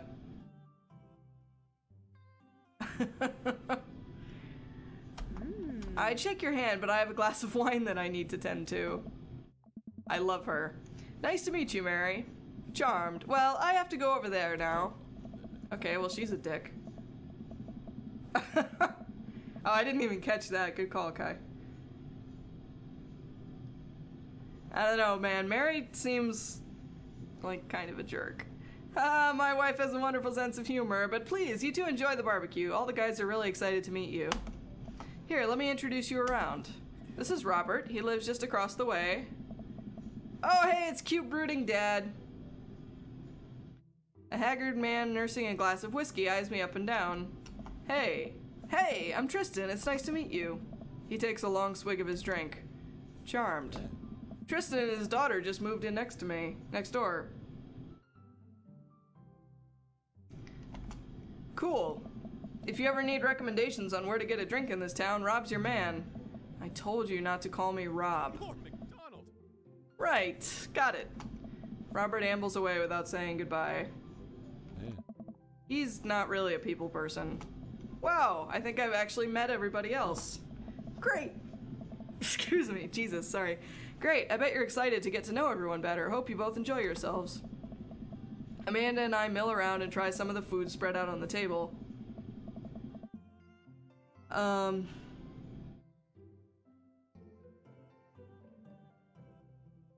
Desi? That'll be cool. I pick at some deviled eggs. Amanda grabs a small paper plate and immediately begins piling it with baked goods. This game is making me really hungry. It's not fair. I don't want to have to make friends. Come on, Dad. Who are you gonna party with when I go off to school? But I don't want to have to do pleasantries. Dad. Oh, they're gonna talk about weather. Go, do it. Make a friend. But how could I possibly abandon my only child at a social function? That's bad parenting. Yeah. This plate of cookies is my new dad. Bye. I love her so much. Amanda shoves me into the center of the yard. Well, here goes nothing. I look around the party and I'm surprised to see some familiar faces. Grill puns. I'm so on board. Excellent. Isn't that the barista from the Coffee Spoon? What a cool guy. And mysterious. Didn't that guy throw a frisbee at my head? Isn't that the guy who was throwing a fit in Dead Goth and Beyond? Isn't that Amanda's teacher? Hey, I know Craig. But wait a second. All of these people live in our cul-de-sac? That can't be right. I'd better investigate. Oh man, so many choices. Alright, we're gonna talk with Tall, Dark, and Handsome. And the guy with the corgi first. I glance across the yard and notice Robert and Brian chatting over drinks. Man, I don't think I want to deal with being one-upped by Brian right now, but I guess I could live with learning more about Robert. Oh no, they caught me staring. Oh no, Brian's waving me over. Shoot. I flash a smile and walk over to them. Hey guys! Tristan! How the heck are you? Settling into the neighborhood all right? Oh, you betcha. Got the living room in order at least? That's great to hear. I've been doing some living room work as well. Finally got the 50-inch in there. The game looks great in high def. Oh, is he? Nice. Props to this game for representation, man. Oh boy. Tristan, have you met Robert yet? Yeah, we met. Robert regards me over his whiskey. Good seeing you again. We were just talking about my most recent camping trip. Spent a night out in the woods with Daisy and Maxwell. She's definitely an outdoorsy one. Even caught her first fish. It's good to see you taking your daughter out like that. I bet she loved it. Yeah, no, I did. I thought it was super cool. I'm really liking this game so far, like on numerous levels. And it's great that she loves the outdoors. Mine loves being inside. Brian raises his eyebrows at me. Being inside, making art. She won a local competition for that art. Yep. Did I put it on too strongly? Robert stares at me blankly for a second. Anyway, I haven't gone camping in years, not since the last time. Same here. Well, things change once you have Wait, what happened the last time? Robert takes a long sip of whiskey. Well, old Johnny Boy and me were out in the back country. Johnny Boy's a strong kid, met him in my army days, comes from Kansas. They build him tougher out there. Anyway, things go south pretty quick. Johnny Boy breaks his ankle when the rope bridge snaps. You can see the bone popping out through the skin. Johnny Boy's screaming now, crying for his mama, losing blood. We're 2 days out from the next living soul, and here I am with my dear friend bleeding out in front of me. I'm able to dress the wound, but now I got a fireman carry a 6 foot, 180-pound man over some of the toughest terrain I've ever been in. I won't lie to you. There were moments during those 2 days when I thought about leaving old Johnny Boy. But you build a bond with your brothers in arms, and that bond never breaks. I got that boy back to civilization, but I lost some of me out there. I guess that's camping for you. Brian and I stare in disbelief. Robert takes another long sip of whiskey. I'm just kidding. My friend John and I went inner tubing down a river and he lost a flip-flop. Miss that kid. I like him! I like all of them! This isn't fair! God damn it. Alright. Brian and I laugh nervously. Or am I kidding? Brian and I tense up again. I'm kidding. Phew.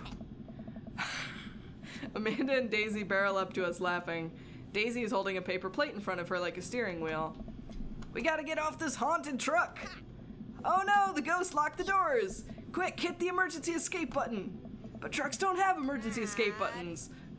Then hit the brake, I guess, and then we'll get out of the truck. Hello, Golden Blaker. Welcome, welcome. Yes, I do like Craig quite a lot. I'm sort of leaning towards Craig, but I don't know. They're all very appealing. But yes, welcome to the party. I don't think I've seen you here before, so thank you for stopping by. The imaginary truck. Anyway, we're safe from the ghosts, but how will we ever survive this Arctic tundra? Daisy, you might have to eat me. Are you prepared to do that? I'm prepared to do anything to survive. That's cold-blooded. I like that. Although I'm not sure I have the materials required to properly cook you.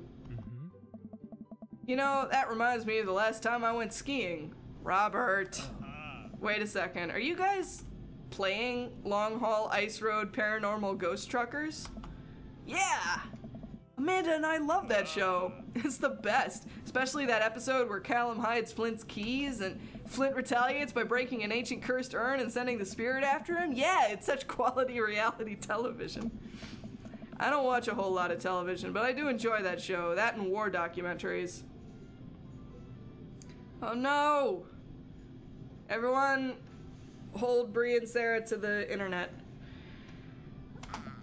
Alright, Daisy, I found us a couple bugs. They're gonna make a great meal. Lots of protein. Gonna keep us from starving out here in this harsh, icy wasteland.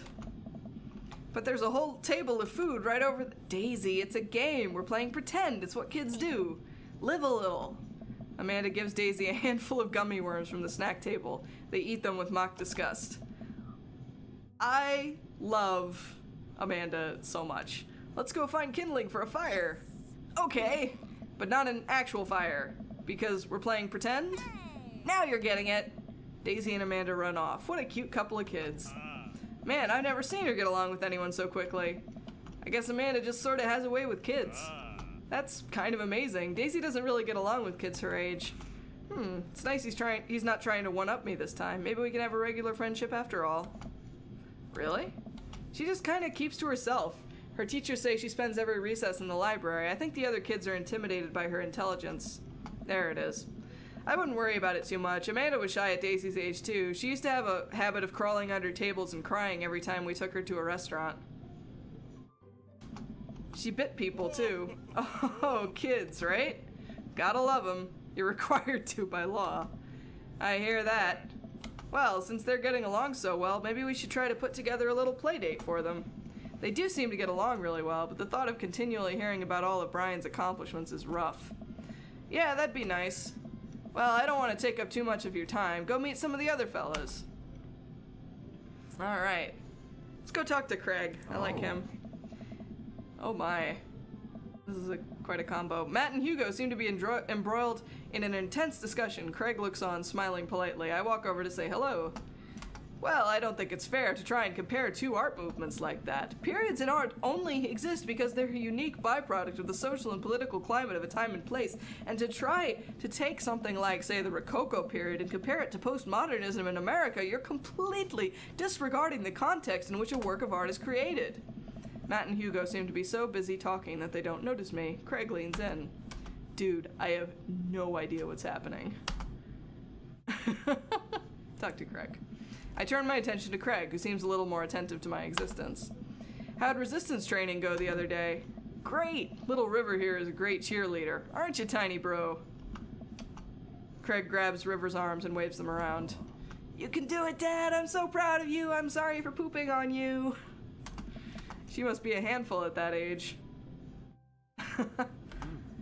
Oh, they always are, but it's so worth it. Craig grabs River's arms again and waves them around. Also, I'm sorry for throwing up on you, Dad. How you settling in? Almost done. There's still a few odds and ends to take care of before I can really call myself settled, but I think we can upgrade the situation to livable. We did livable throughout the entirety of college. Yeah, my goal was for Amanda to live the sort of life that didn't involve eating spoonfuls of ranch dressing as a palate cleanser between different types of pizza. She still does, though. Hey, she takes after her dad. Tristan, how are you liking the neighborhood? It's pretty nice. Everybody's been super friendly.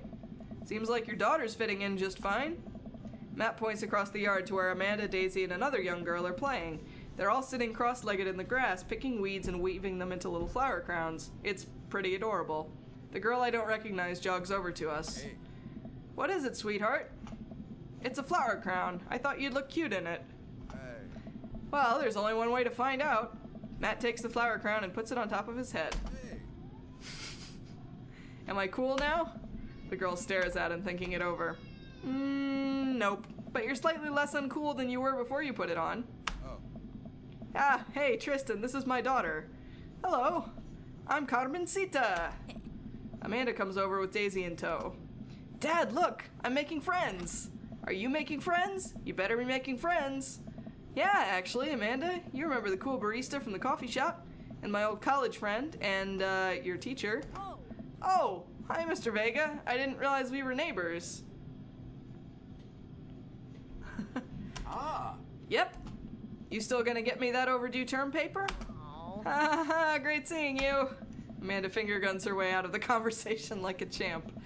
She learned the finger guns move from me. I'm very proud. Oh. She's definitely a charmer. Speaking of which, where did my son go? Sweet Manchego.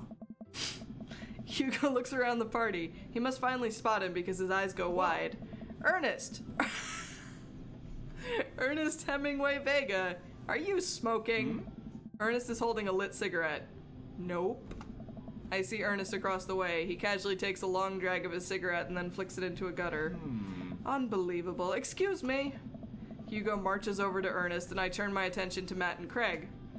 Kids, right? Man, I do not envy Hugo. The last barbecue we had, Ernest tried to shove a sparkler down Joseph's pants, nearly burned down half the yard. And the barbecue we had before that, he actually burned down half the yard. And then it spread onto my lawn and burned down half of my yard, too. Oh no. Oh dear. Hugo walks back over to us, practically dragging Ernest behind him. Hey everybody, sorry about that. Tristan, this is my son, Ernest. Hello. Ernest looks away, sulking, his hands shoved deep into his pockets. Hugo nudges him impatiently. Hey. Nice to meet you, Ernest. What grade are you in? Does it matter? There is an Alonzo here, yes. I'm gonna go feed him in a minute. So he shuts up. Does it matter? Oh. Ernest. Okay, I'm in 8th grade. God, are you happy now? I'm sure you were just dying to know.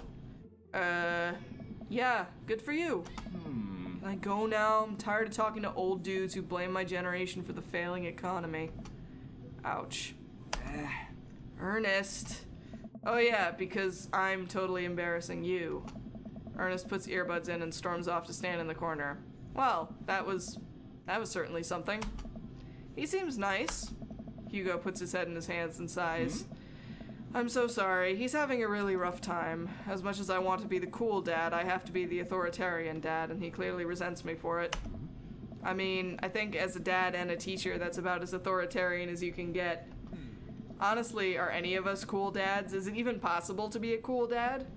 What? I'm cool as a cucumber. See, that right there, you can't say that. My kids think I'm cool. But for how long, Craig? How long do we get to be the cool dads? I don't know. I think we just have to accept the fact that, as dads, we've become the machine that we once raged against and accept our fate to unironically wear socks with sandals. Your kids may think you're cool now, but the moment they hit puberty, you're doomed. Amanda's 18 and she still thinks I'm cool. I yell across the yard to my daughter, Amanda, I'm cool, right? Amanda just laughs. She keeps laughing. I see your point. As much as we all want it, I don't think it's as important to be a cool dad as it is to be a good dad. We can't all be best friends with our kids. It just doesn't work. I mean, look at me and Ernest. Our job as parents is to make sure our kids turn out okay. Yeah, you're right, but it'd be nice to have it both ways.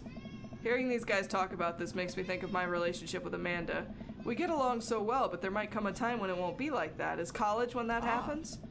Don't let us eat up your... Hi, Alonzo. Oh my god. Don't let us eat up your time. Tristan, go and meet some of the other people around the neighborhood. Alright, we'll go talk to Joseph and Damien. Alonzo, shut up. I spot Joseph chatting with the guy from Dead Goth and Beyond by the grill. I wonder what they're talking about. Actually, okay, we're gonna pause for 1 second. I'm gonna go feed the cat so he shuts up. So, everyone talk amongst yourselves and I will return shortly.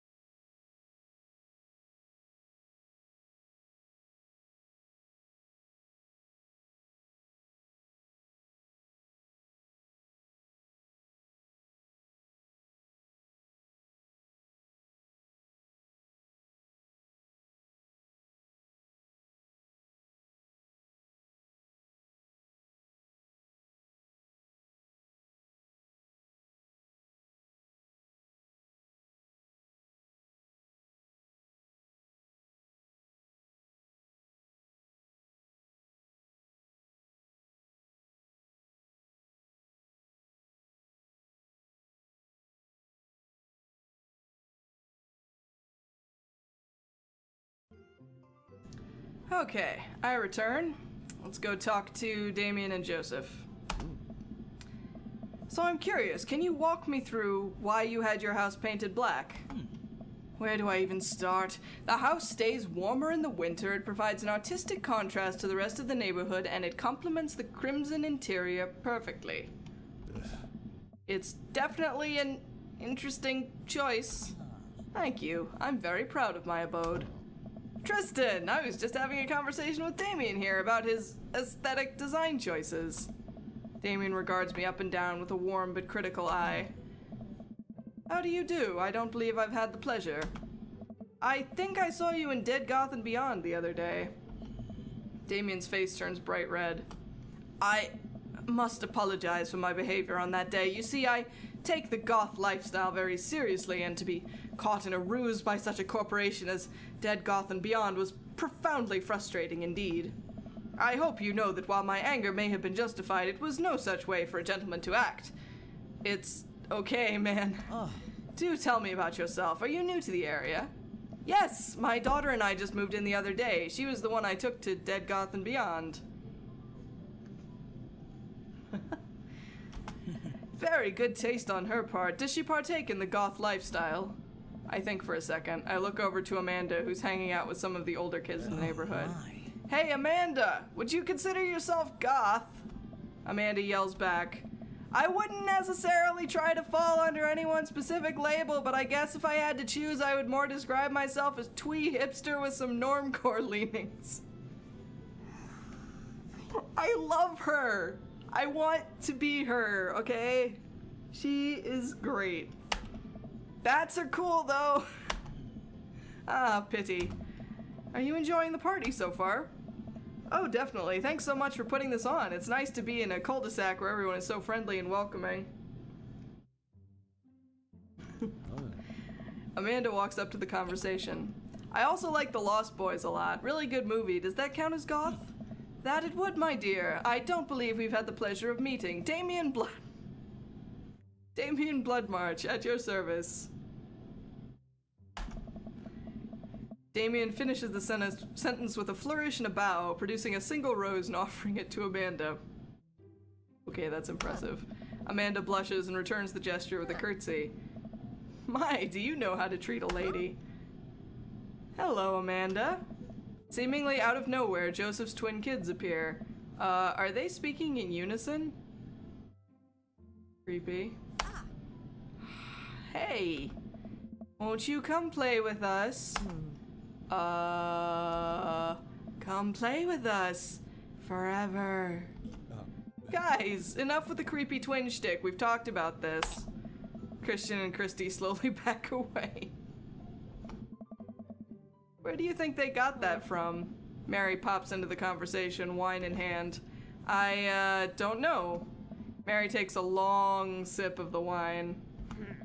I think I might have taped over a VeggieTales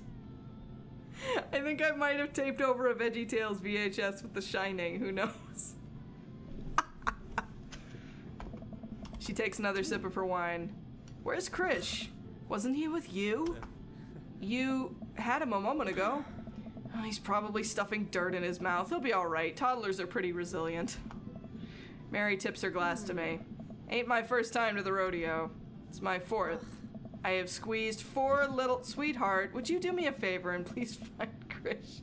Okay, I might like her more than I thought I did. Would you please do me a favor and find Krish? That would be great. I'm sure he's fine. Mary. Okay, geez. Mary finishes her wine and wanders off. Dad, can we... Oh, shit. That's Lucian's son. I guess I should have guessed that he belonged to somebody. Dad, can we go now? Ah, Lucian, have I introduced you to Tristan yet? Hey, it's that punk from Amanda's school. I remember you. Whatever. That's no way for a young man to speak to his elders. Be polite. Lucian bows. Whatever, sir. Lucian bows again. Mr. Christensen, may I have a veggie burger? Sir. Oh. Coming right up, bud. Are you vegetarian? Yep.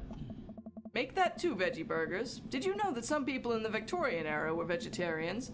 They described carnivorous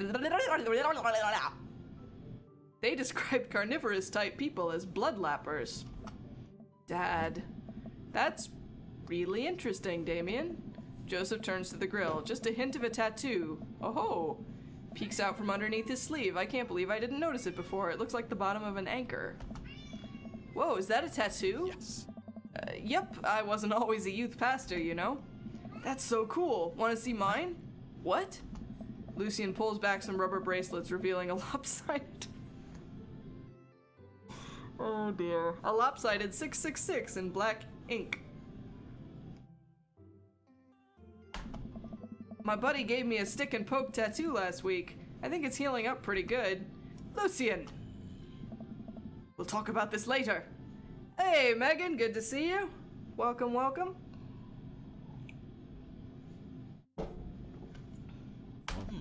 That's pretty cool. What's the significance of the tattoo? You're a youth minister and you don't know what 666 means? I don't know. I just thought it looked sick. Well, in my opinion, the only reason you need to get a tattoo is because you want one. Careful though, that number carries weight. Oh, okay. Alright, fair enough. Man, Joseph is a way cooler youth pastor than I thought. I just figured youth pastors popped out of the womb with a Bible.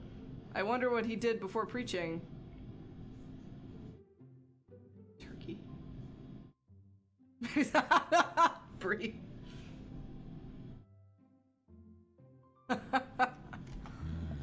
And without further ado, let's work some magic. Joseph closes his eyes, takes a deep breath, and gets to work. With the greatest of ease, he sets patties on the grill, flourishing as he flips his spatula in the air. It's easily some of the best grill work I've ever seen. You guys think this is my first time in front of a grill? He's working faster now, effortlessly tossing cheese onto patties and perfectly grilling onions on the side.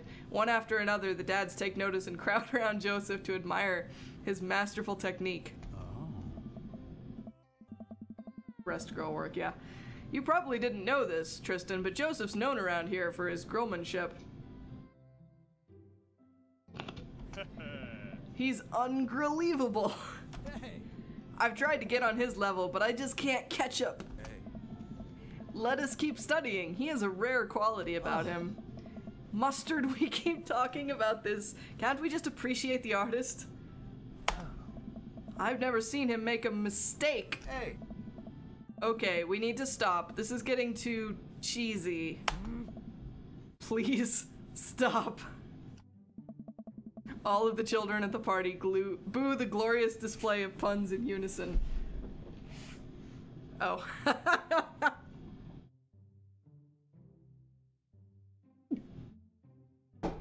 Megan.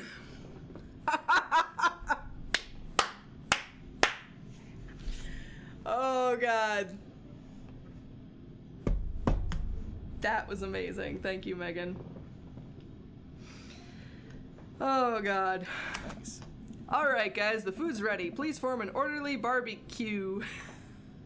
I love this. Ah! Amanda groans. We all grab our food and hang out, enjoying perfectly cooked cheeseburgers. God, I really want a burger now. Holy shit. Man, it's so wild how all of us dads live in the same cul-de-sac. Kinda nice, isn't it? Feels like there's a real community here. Totally helps when you're just a single dad trying to raise a kid. We're happy to have you here, man. I think you're gonna like this neighborhood a lot. Oh, Golden Blaker. Everyone's getting in on it. I love it. We're happy to have you here, man. I think you're gonna like this neighborhood a lot. Plus, Amanda seems to be getting along. Amanda seems to be getting along with all the kids. Ho! Megan. Plus Amanda seems to be getting along with all the kids. If she decides to get into the babysitting game, she'll really make a killing. Hey, why don't you add us all on Dad Book? There's a Dad Book? Dad Book. Yeah, it's a great social network for dads to keep in touch with each other. We're all on it, so if you ever need to reach out to anyone, that's the simplest way to do it.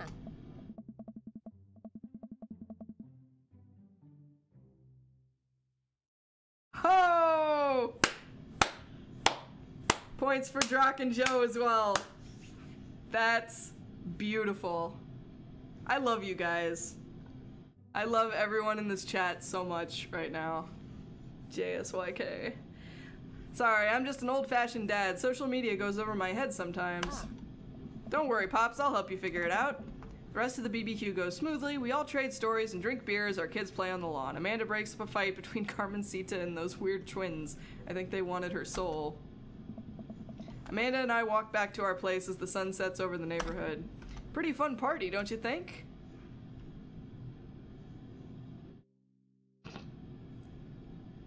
I mean, I got a burger in me.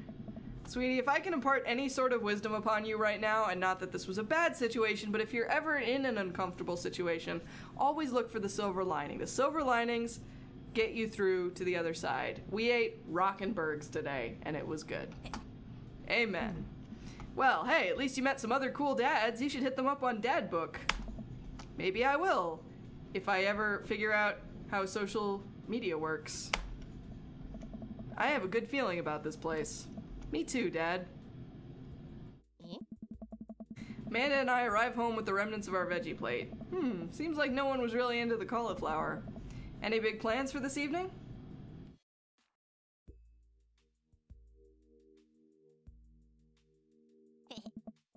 Actually, yeah, I'm going out with some friends. Oh, is that okay? Of course, just keep me posted and be home before midnight.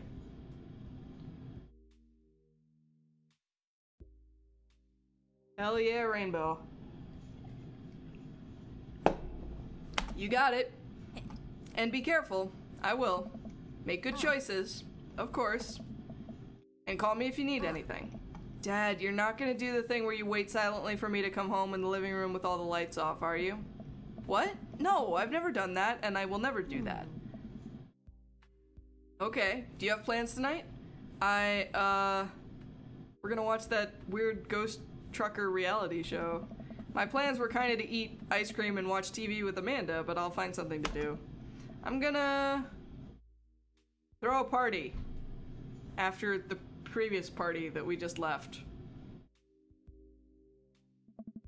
Real rager. All the other dads in the neighborhood are invited. I'll see if I can get you a spot on the list, but honestly it's looking tight and you may just have to wait in line. I know the guy at the door. I'll get in no problem. I'm just relaxing tonight. Have fun, okay? Great. See you later. I watch Amanda drive off into the night. I really do hope she has fun. I plop down in front of the tea and turn on some Wine and Dine Mastermind with celebrity chef Gavin Chapman. Is this a Gordon Ramsay? Looks like Gavin's making a roasted rack of lamb with rosemary mashed potatoes.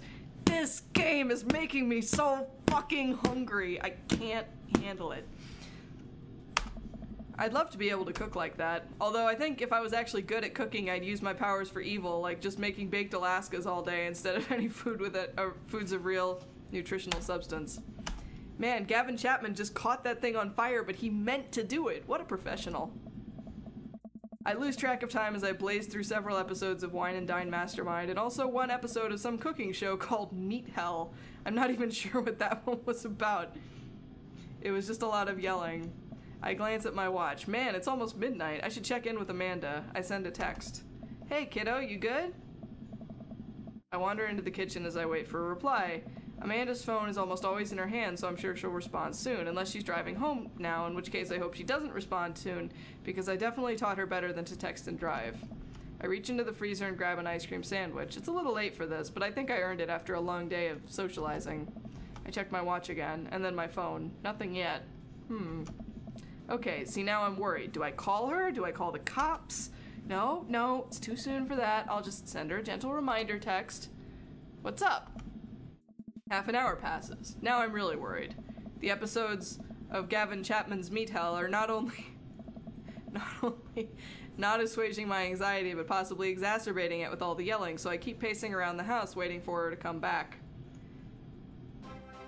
Hey, Golden Blaker, thank you so much for the follow. Welcome to the nerd party. Glad you're enjoying. Why didn't I find out where she was going? Who is she even with? Why don't I know any of her friends' phone numbers? Why don't I even know any of her friends' full names? Who is Emma P? I decide to send her another text. Amanda, please text me and let me know you're okay.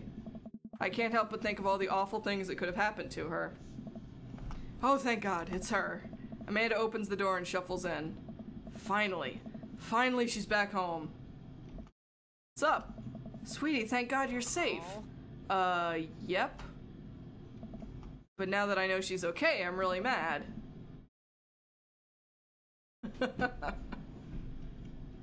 Why didn't you answer my texts? Amanda pulls her phone out of her pocket. Oh, whoops, guess I didn't see those. She starts to walk to her room. Amanda Ann! Whoa, we're pulling out the middle name now. Amanda, you came home an hour and a half after your curfew and you didn't respond to any of my texts. You really freaked me out. I was about to call the cops. Dad, you're seriously overreacting. You're not gonna be like this when I go off to school, are you? You're right to be concerned. You're my only daughter. Well, I can't give you a play-by-play of everything I do all the time. I'm 18. You shouldn't even be giving me a curfew in the first place. I sit down on the couch and put my head in my hands. I feel very tired all of a sudden. You really scared me. Just, please don't do that again. Alright. I'm gonna go to bed now. Amanda closes the door to her room and I head to mine.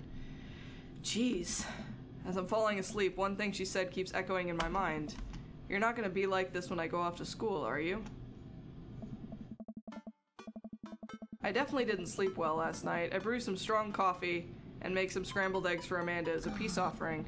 She eventually wanders into the kitchen. Hey, I thought about what you said last night. I should have texted you. I said I was gonna do it and I didn't. I honestly just didn't even think about it. I'm really sorry, Pops. I won't do it again. Well...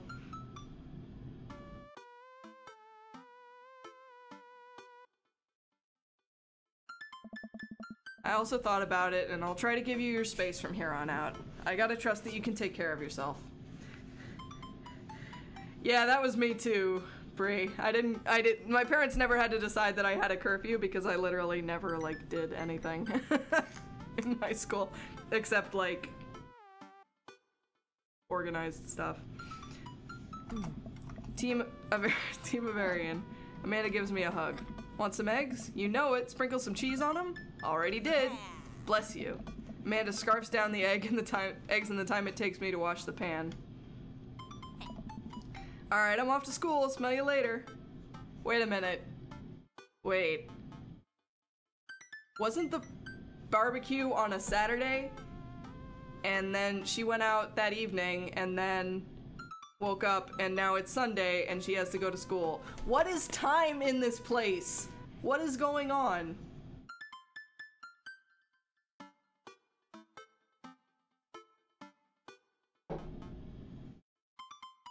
Don't question it. Alright.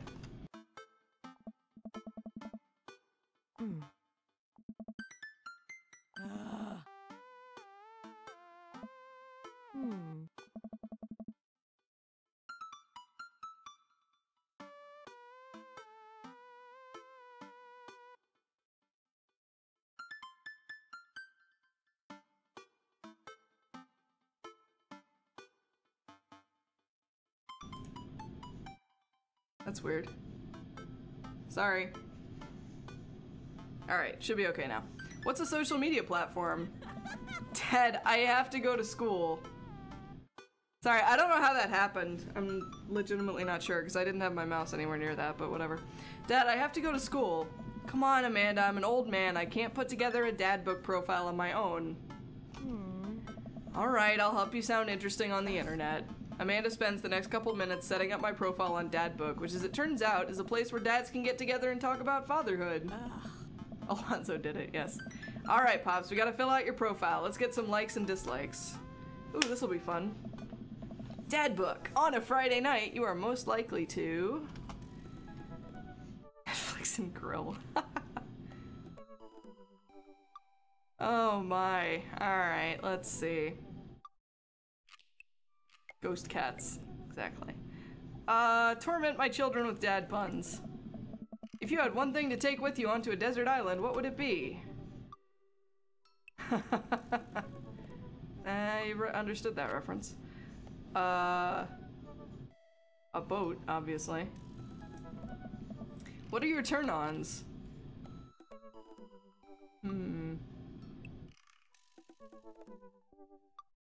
I don't know, man. Strong dad arms. What did you want to be when you grew up? Salty boat captain. I didn't end up going with the boat captain beard. That would have been funny. The president of space. What's your favorite movie genre?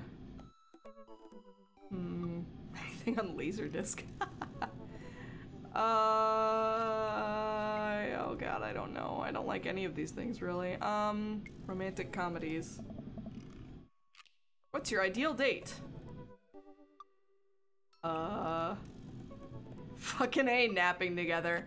I want to date someone where we can nap together. This is like life goals, to be honest. Napping together. What do you never leave home without? My sick vape? No.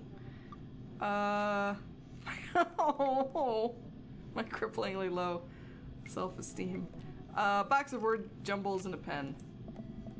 Spend a lot of time thinking about... how proud I am of my child. Profile complete. See, that wasn't so bad. Yeah, that was actually kind of fun. I could totally spend all day on here just looking at people's profiles. You should message one of them, or more than one of them. All of these dads seem pretty interesting. Okay, I promise I'll make some friends. Amanda gives me a hug. Go get him, Dad. Welcome. You've got dads. Okay. God, I don't know. I'm very torn between, like, all of these people. They did a really good job of making all of these guys, like, attractive. Even the ones that, like, normally aren't my type. Yeah, I do like Craig quite a lot. I know, right? I would be on board with that. Dadglomerate. I'm leaning towards Craig, because we have history with him already, and he's nice, and jocks are cute. So, hi Craig. How's it going, bro? Dad of 3, business entrepreneur and fitness enthusiast. Juggling work, family, and fitness is a tough gig, but somebody's got to do it. Oh, I can go on 2 dates with all of them. Okay, that's good to know. On a Friday night, you are most likely to get one last good cardio session in. I must say, I do like Craig, but he also sounds exhausting.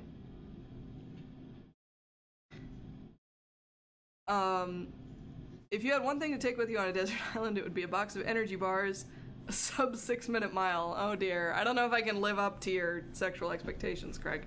What did you want to be when you grew up? Beer pong world champion.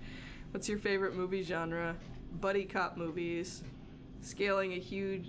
Ideal date, scaling a huge dangerous mountain for fun. Hey, Kai. The kind of exhausting where he wants to do things that I don't have the wind, like, the lung capacity for. What do you never leave home without? An extra tube of energy gel. What is energy gel? I've never heard of that. I spent a lot of time thinking about my mile time used to be so good. What happened? Have I peaked? Alright. I should save just in case. Okay. Let's look at we'll just look at everybody first. Okay. Matt Sella, avid music enthusiast. Huh. That's weird. This is true, Joe. This is true. I have played World of Warcraft like once. And I'll be honest, I was not super impressed with it.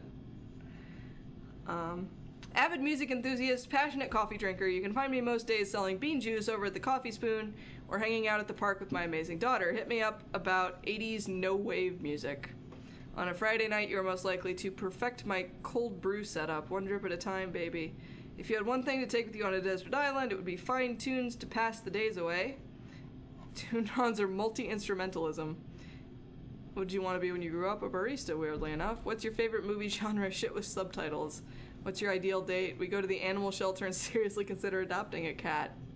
What do you never leave home without? My headphones, both in-ear and over-ear, just in case. I spent a lot of time thinking about where did writing commas into song titles come from and where did it go? Did we all just agree it's a bad idea?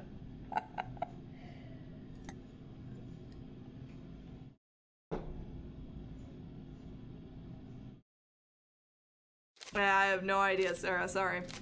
Alright, Brian. Hey, I'm Brian. I spend most of my days hanging out with my awesome daughter and thinking of new ways to grill things. If you like fishing, then we'll get along. On a Friday night, you are most likely to see just how slowly I can cook a piece of brisket. If you had one thing to take with you on a desert island, it'd be your fishing pole. What are your turn-ons? A keen understanding of steak cuts. What did you want to be when you grew up? A fireman. What's your favorite movie genre? Romantic comedies. What's your ideal deck building? What do you never leave home without? My portable fishing pole. I spend a lot of time thinking about how my daughter is smarter than I am.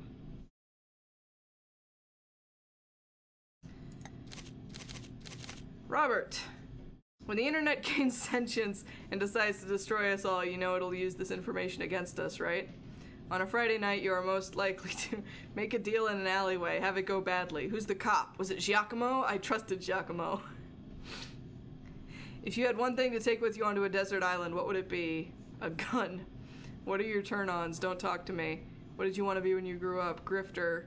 What's your favorite movie genre? Italian neorealism. What's your ideal date? Grave robbing. What do you never leave home without? At least 4 knives. Spend a lot of time thinking about you. Really look into a rabid animal's eyes.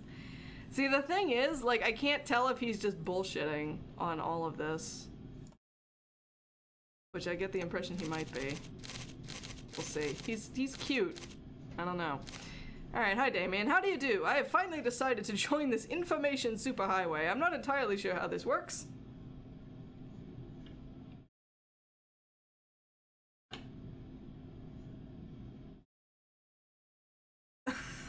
Sarah. Nice.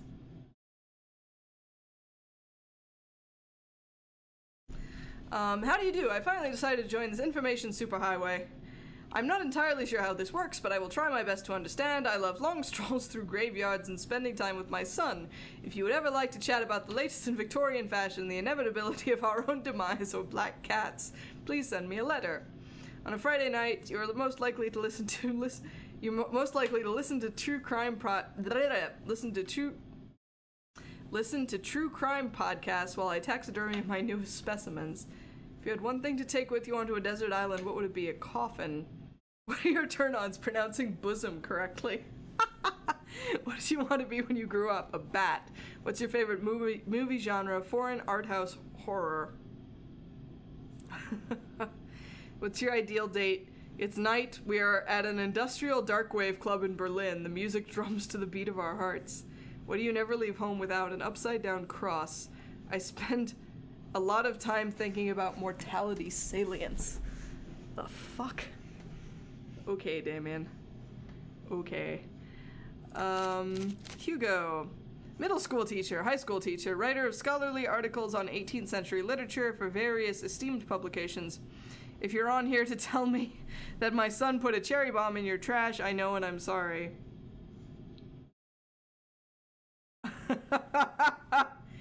Hey, okay. That's, you're talking to the wrong person for that joke, Kai, to be completely honest. Don't judge me too hard. Alright, on Friday night, you're most likely to brew some strong tea and paint my miniatures. If you had one thing to take with you on a desert island... Wait, miniatures? Do you play D&D? Bro. Okay. If you had one thing to take with you onto a desert island, what would it be? Remembrance of things past. What is that a picture of? Oh. Nice. Alright, I lost my window. Where did it go? There it is. If you had one thing to take with you onto a desert island, what would it be? Remembrance of Things Past by Marcel Proust. Okay, first of all, it's not even English literature, and second of all, why? There's so many better classical novel or classical books to...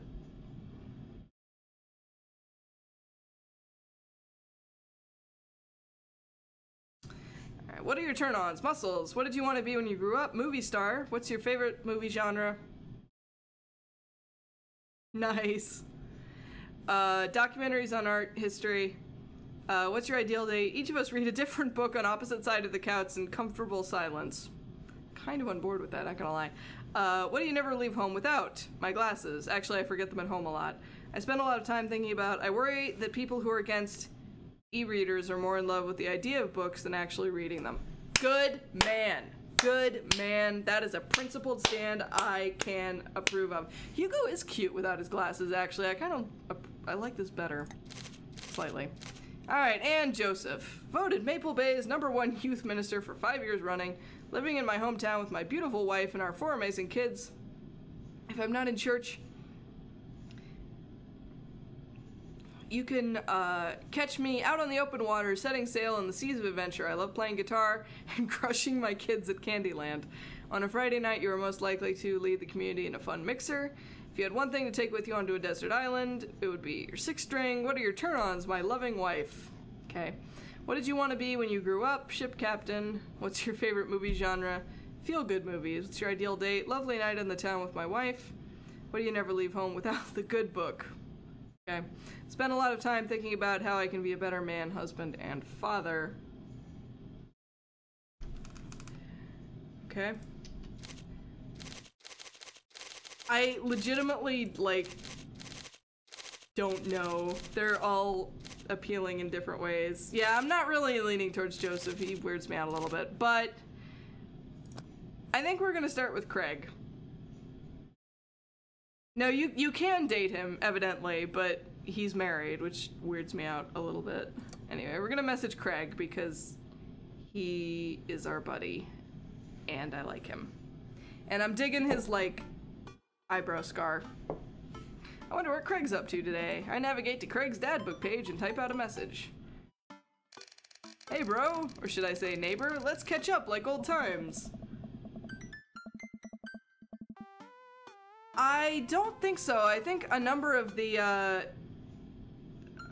Craig has an ex-wife, at least one or two of them at least have an ex-wife. And like had their kids with ladies. So bisexual pride. Woo. All right. All right. A couple moments pass before I hear a ding on the computer. It's a message from Craig. That was quick. Bro, my man, let's definitely hang soon. Might be a little different from our old weekend-long benders, but it'll still be fun. I think for a moment this could be a fun opportunity to see my old buddy in his new element. Yeah, which doesn't necessarily mean that they were with ladies, but at least some of them definitely were, I think. We've heard at least a bit about, I guess, just Craig's. Craig is the only one who for sure had a wife. But I'm guessing at least a few of the others did as well. We exchange a couple more messages and then he logs off to prep for the game. What game? There's a game? I should see if Amanda wants to join me. I walk over to Amanda's room and knock on the door. Yo, Amanda Panda! Huh. I open the door and find Amanda sitting cross-legged on the floor, surrounded by magazines and newspaper clippings. She seems to be making some sort of art piece, but her eyes are a little puffy, almost as if she'd been crying. Aww.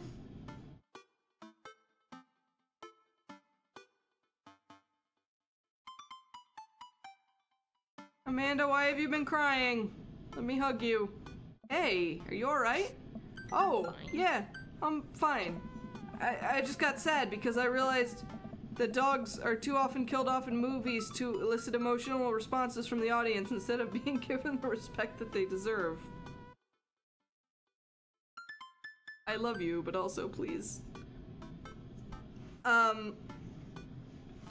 Yeah, Amanda had a mom. Yes. Because I'm bi, so all my character creator characters are bi. Sorry, how to make the rules. It's not right. Are you sure that's all you're upset about? If there's, you know, anything going on, I just want you to know that I'm here for you, and I'll always be here for you. Whether you need a shoulder to cry on or a strong dad to go kick someone's butt, I'm only a phone call away. Thanks, Popsicle. I appreciate that. But I'm fine, really.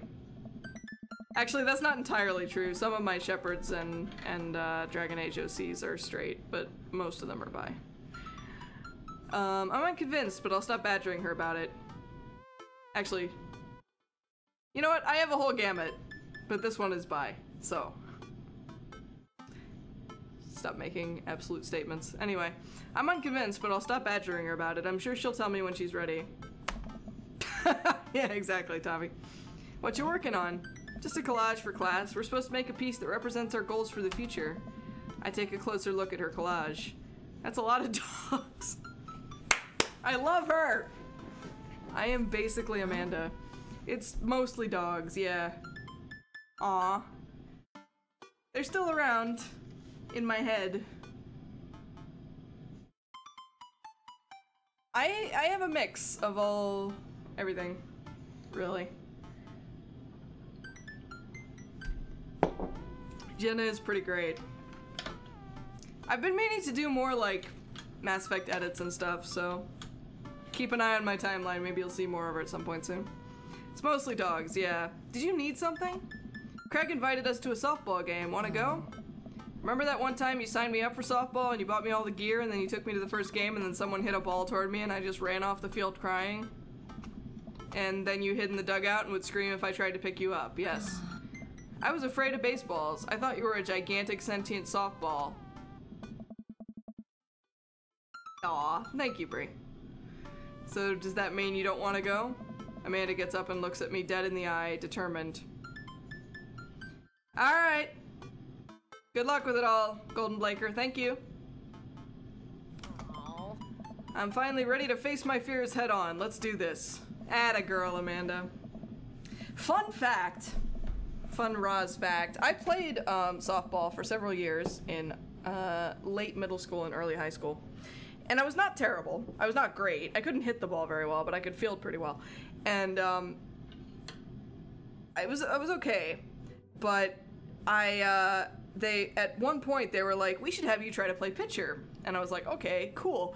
And I discovered that playing as pitcher, my immediate response as soon as someone hit the ball was to spin around, like, and turn my back to them. And I took a ball straight between the shoulder blades. And that was the last time they ever tried to make me be a pitcher in softball.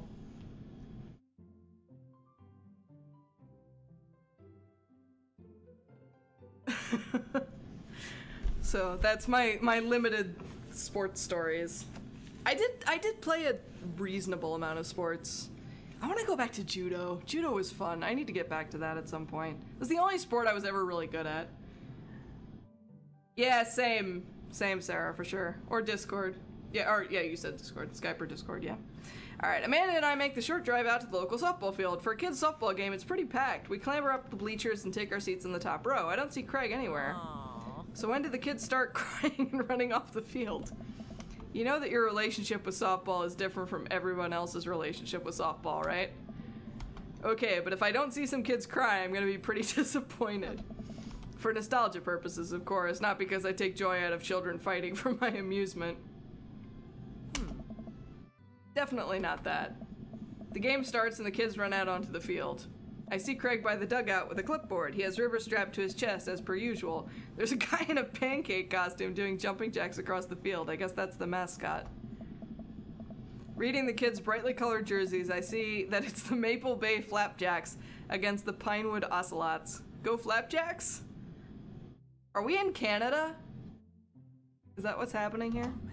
Choke up on the bat, Miranda. Yeah, Miranda, square up! How much do you know about softball? Enough to know that the balls are relatively hard despite their name. Can confirm. Not fun. But yelling is fun. Give it a shot, it's cathartic.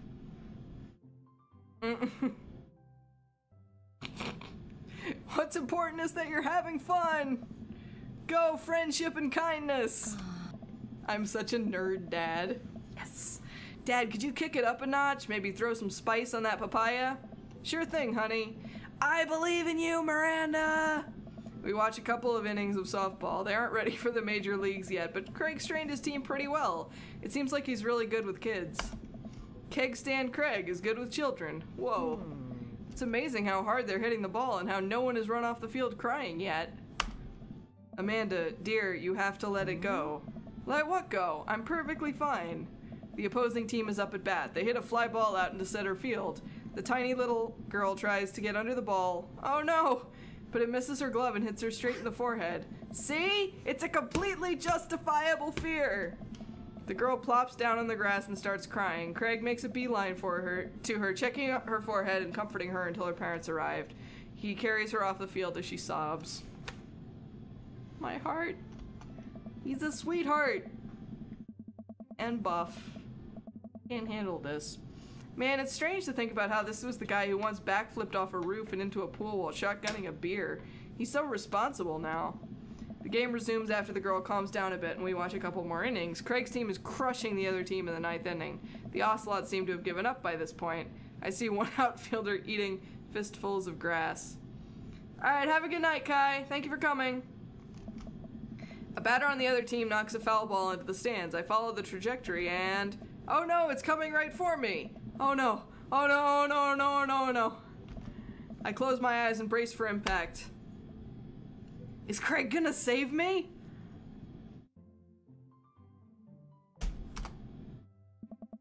I open my eyes and look over to see Amanda holding the softball. Oh, okay, that's fair. See Amanda holding the softball, staring at it in amazement. I caught the ball. You saved me. I caught the ball. Dad, I caught the ball. You did it, Amanda. I faced my fears. I defeated the softball. I could do anything. Amanda and I share a big hug. It's a tender moment that I don't think anyone else watching really understood. I'm proud of you, kiddo. The game ends and Craig's team are declared the victors. We sit patiently as the girls line up to shake hands. Great job, everyone. We walk over to the dugout to congratulate Craig, who's talking with some of the parents. Craig, great work, man. Heyo, Joe. Thanks, we've been working hard all season and it's great to see it paying off. I'm so proud of all my girls. Speaking of which, have you met Briar and Hazel? Briar Hazel River, huh. Hello! He likes nature, evidently. Hey, killer playing out there. Yeah, you guys rule. Thank you. You guys are twins, huh? So which one of you is the evil one? Hazel. Yeah, it's me. Good looking out. Do you guys ever pretend to be each other? I don't have a twin, but I think if I did, I'd be doing that constantly. Yeah, I take all of her math tests, and I usually throw rocks at stuff, and when people get mad, I tell them I'm Briar. What? We will talk about this later. Tristan, bro, I just got a couple more things to clean up, then we can hang. Sounds good. Just then, one of the moms jumps into the conversation. Not so fast, we have to celebrate our win, Craig. I'm taking the whole team to get pizza. Oh, I don't know if I can... Nonsense, the girls won. What sort of celebration could we have without our fearless leader? Points for Janet, she seems like a good mom. She is also cock-blocking, that's true. Damn it, Janet. She lays her hand on his shoulder and gives him goo-goo eyes. Oh, I see. Oh, I see. Fuck off, Janet! Man, this mom is laying it on thick. Amanda and I share a look. Alright. Is it cool if my bro comes along? Mom looks slightly put out, but covers it with a smile. Of course! Where are we going? Thirsty's Pizza? What? What? It's a real place.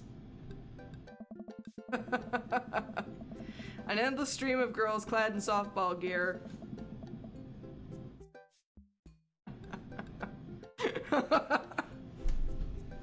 I have my priorities in order. Yay, Megan got the Rocky Horror reference. Alright, an endless stream of girls clad in softball gear pile out of a minivan and into a local pizza buffet, which is actually called Thirsty's Pizza. Amanda and I trail behind them with Greg. Reminds me of all the awful pizza we put into our bodies back in the day. Remember how we used to just fold whole pies in half and then put taco fillings inside? God, I'm hungry. Ah, pizzacos, I could never forget. How did we survive college? Our bodies were younger back then, more elastic, more able to handle the toxic waste we put inside of us. The good old days. The kids run around playing arcade games and eating greasy food. Amanda and I, excuse me, jump on a couple slices of mediocre pizza. Hey, give me a pizza that. Ah, took me a second. No, absolutely not.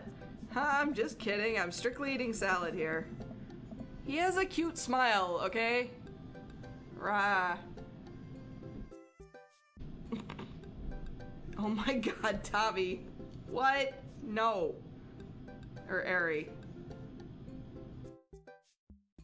Do you prefer Ari, or are you bugged when I call you Tavi? That word is pretty awful. Yeah. Thanks for addressing the issue, Amanda. Dad!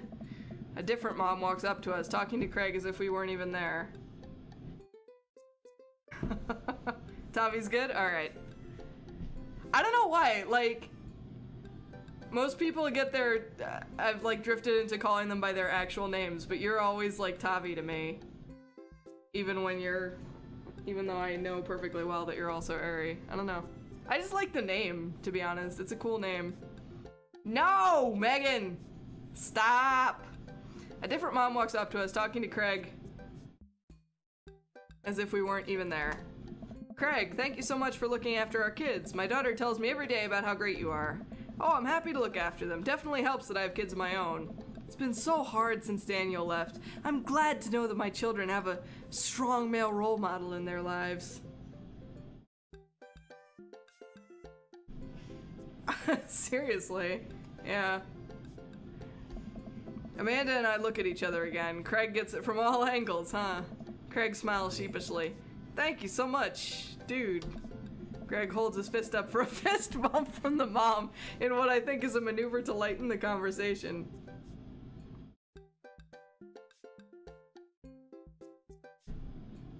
Craig's protein shake brings all the moms to the yard. He looks super uncomfortable. I should throw him a bone here. We're gonna tag team with Amanda because Amanda is great.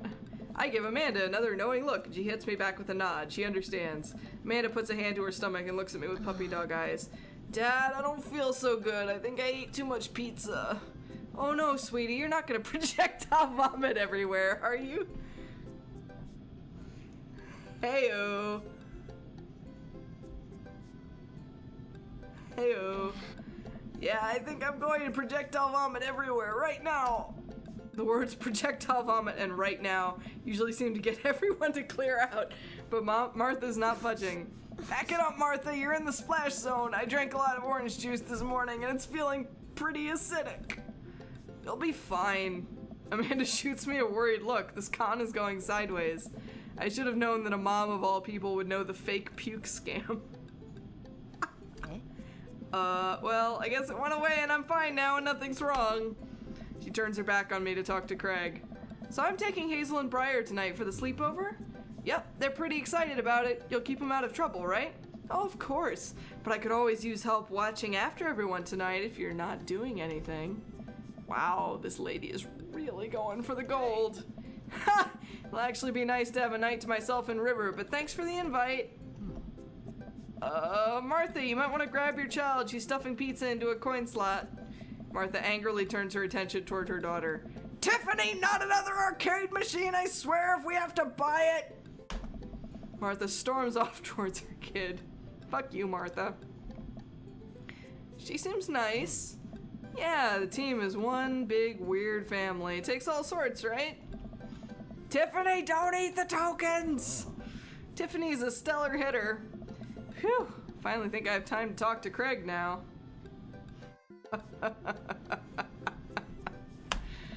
Man, you're a busy guy, huh? Only on days like today, I hope. Dad! Hey girls. Dad, can you help us beat our record on DDR? We told Ariana's dad that you could destroy him on the dance mat. Please help? Girls, you know I don't have my jukes anymore. But Dad! Craig looks at me like a hurt puppy. I can't stand the puppy eyes, you guys. Sorry, dudes. Duty calls. I promise we'll catch up in a bit. It's all good, buddy. Craig runs off with his daughters and I'm left alone with mine. Man, I was really hoping to hang out with Craig more today, but it seems like he's getting dragged in every direction. Definitely wasn't like this in college. Craig and his mom harem. I feel like we might be a third wheel here. There's worse places than an arcade to be left to your own devices. Yeah, right, the baby's just gonna be like, oh god, what's happening? You're right, wanna drop some coin on pinball? You know it. Amanda and I pull up to a machine that's feeling pretty hot and get to work. I'm a little rusty, but the pinball wizard within me will never die. I pull out a decent score and then challenge Amanda to top mine. And immediately she gets multi-ball. Looks like she takes after her father. You're pretty good. Don't patronize me. Hey, just trying to pay a comp. Amanda shushes me. She's in her zen zone. She fights valiantly, racking up points by the million. She's this close to beating my score, but I feel honored just being able to watch. You're friends with Craig, right? Janet from earlier walks up and leans on the pinball machine. Yeah, we went to college together. Please don't lean on my thing. Huh, that's so interesting. So do you know if he's, like, available? Oh, I honestly don't know if I could say. Seriously, you're gonna make it tilt. Because it's just, it seems like so much work to watch after his kids. Don't you think it would be great if lady, I swear to God! All of a sudden a buzzer sounds and the game is over. Janet made the pinball game machine tilt. Whoa. You you stone harpy. What? I said I have to go over there and put pizza in my mouth so I don't say anything that'll hurt your feelings. Amanda.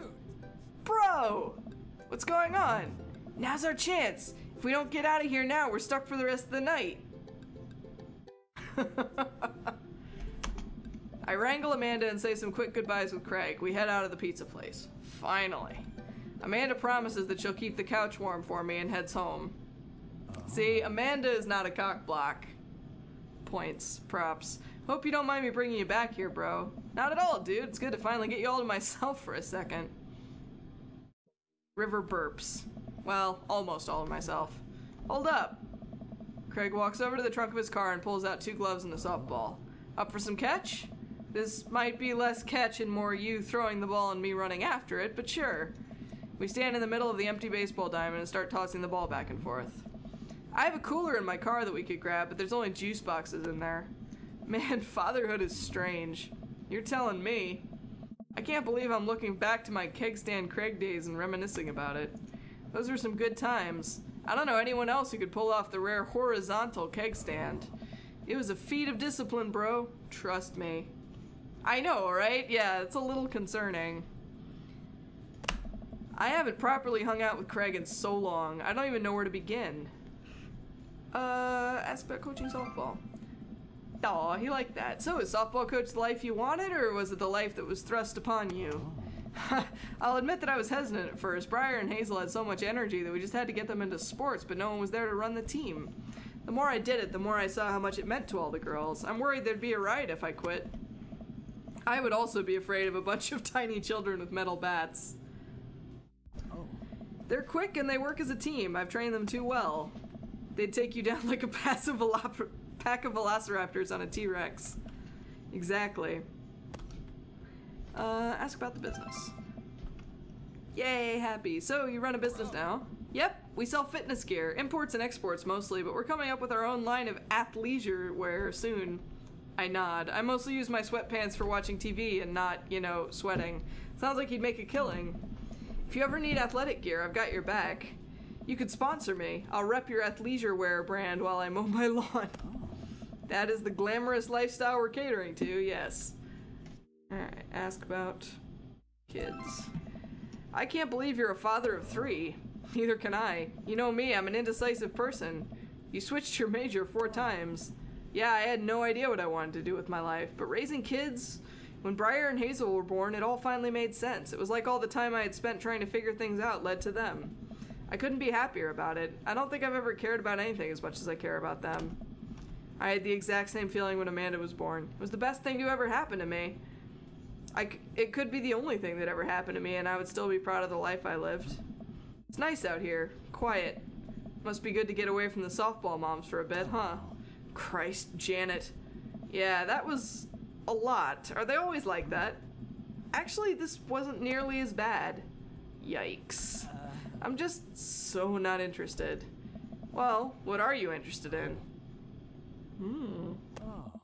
Peace and quiet. That hot, hot silence. My ultimate sexual fantasy is sleeping in on a Saturday. You know what? I respect you so hard for that, Craig. I really do. But more seriously, I just can't get back into dating right now. I couldn't even if I wanted to. There's no time. And I feel so uncomfortable trying to introduce a stranger into my girls' lives. They've already been through so much. I can't put them through that. Brianna! Buddy, I hear you. So, the moms can hit on me all they want, but the girls are my top priority. You're doing a great job. Yay! Those kids love you, and to add to that, the whole team loves you. I think you've got this dad thing down right. Thanks, bro. That means a lot coming from you. While I'm distracted, I miss the softball, and it hits me right on the head. Wow, that hurts. Amanda was right all along. Sorry, dude. Craig runs over to me. Are you okay? Yeah, I'm fine. Wait, let me do the dad thing for a second. Craig spends a moment examining my head. It's worse than I thought. Don't tell me you have to kiss it to make it better. You would be so lucky. Ew. I mean, I feel like I've earned it at this point, waiting all day to hang out with you. Well. Hey! Craig leans in and kisses my forehead. Walk it off, champ. Are the lights on this softball field really hot, or is that just me? I get up and dust myself off. River yawns. Hey, little buddy, you must be getting tired, huh? I hate to say it, but I should probably head out. Sorry things are so... You get older and life just kind of gets in the way, huh? We start walking back to the parking lot. Hey, remember that one house party we went to that got broken up by a helicopter? I know, I got a kiss, I'm so happy. Bro. How could I forget? You and me hopped over a concrete wall to get away. But the other side of the fence was a parking lot where a bunch of cops were parked. Oh man, yeah. Could you imagine the look on our faces? We just walked straight past them like we were out for a stroll. And not knowing that we were at the party, they started joking with us about how big of a bust it was. We had to talk with them for 30 minutes. You told them you were interested in joining the academy. Oh. And then they started giving me pointers for the exam. Longest 30 minutes of my life. Man, college. Good old days, right? We get back to our cars. Craig pulls me into a hug. Or at least as much as we can manage with a baby between us. Never enough time, huh?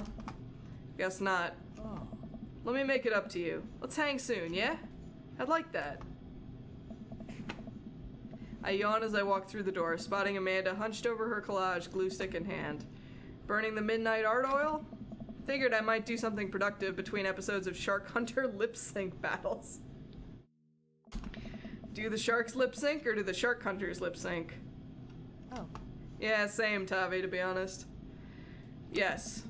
I look over her shoulder at the collage. Amanda, this is some good art. Look at this good art you made. Thanks, I'm just about done.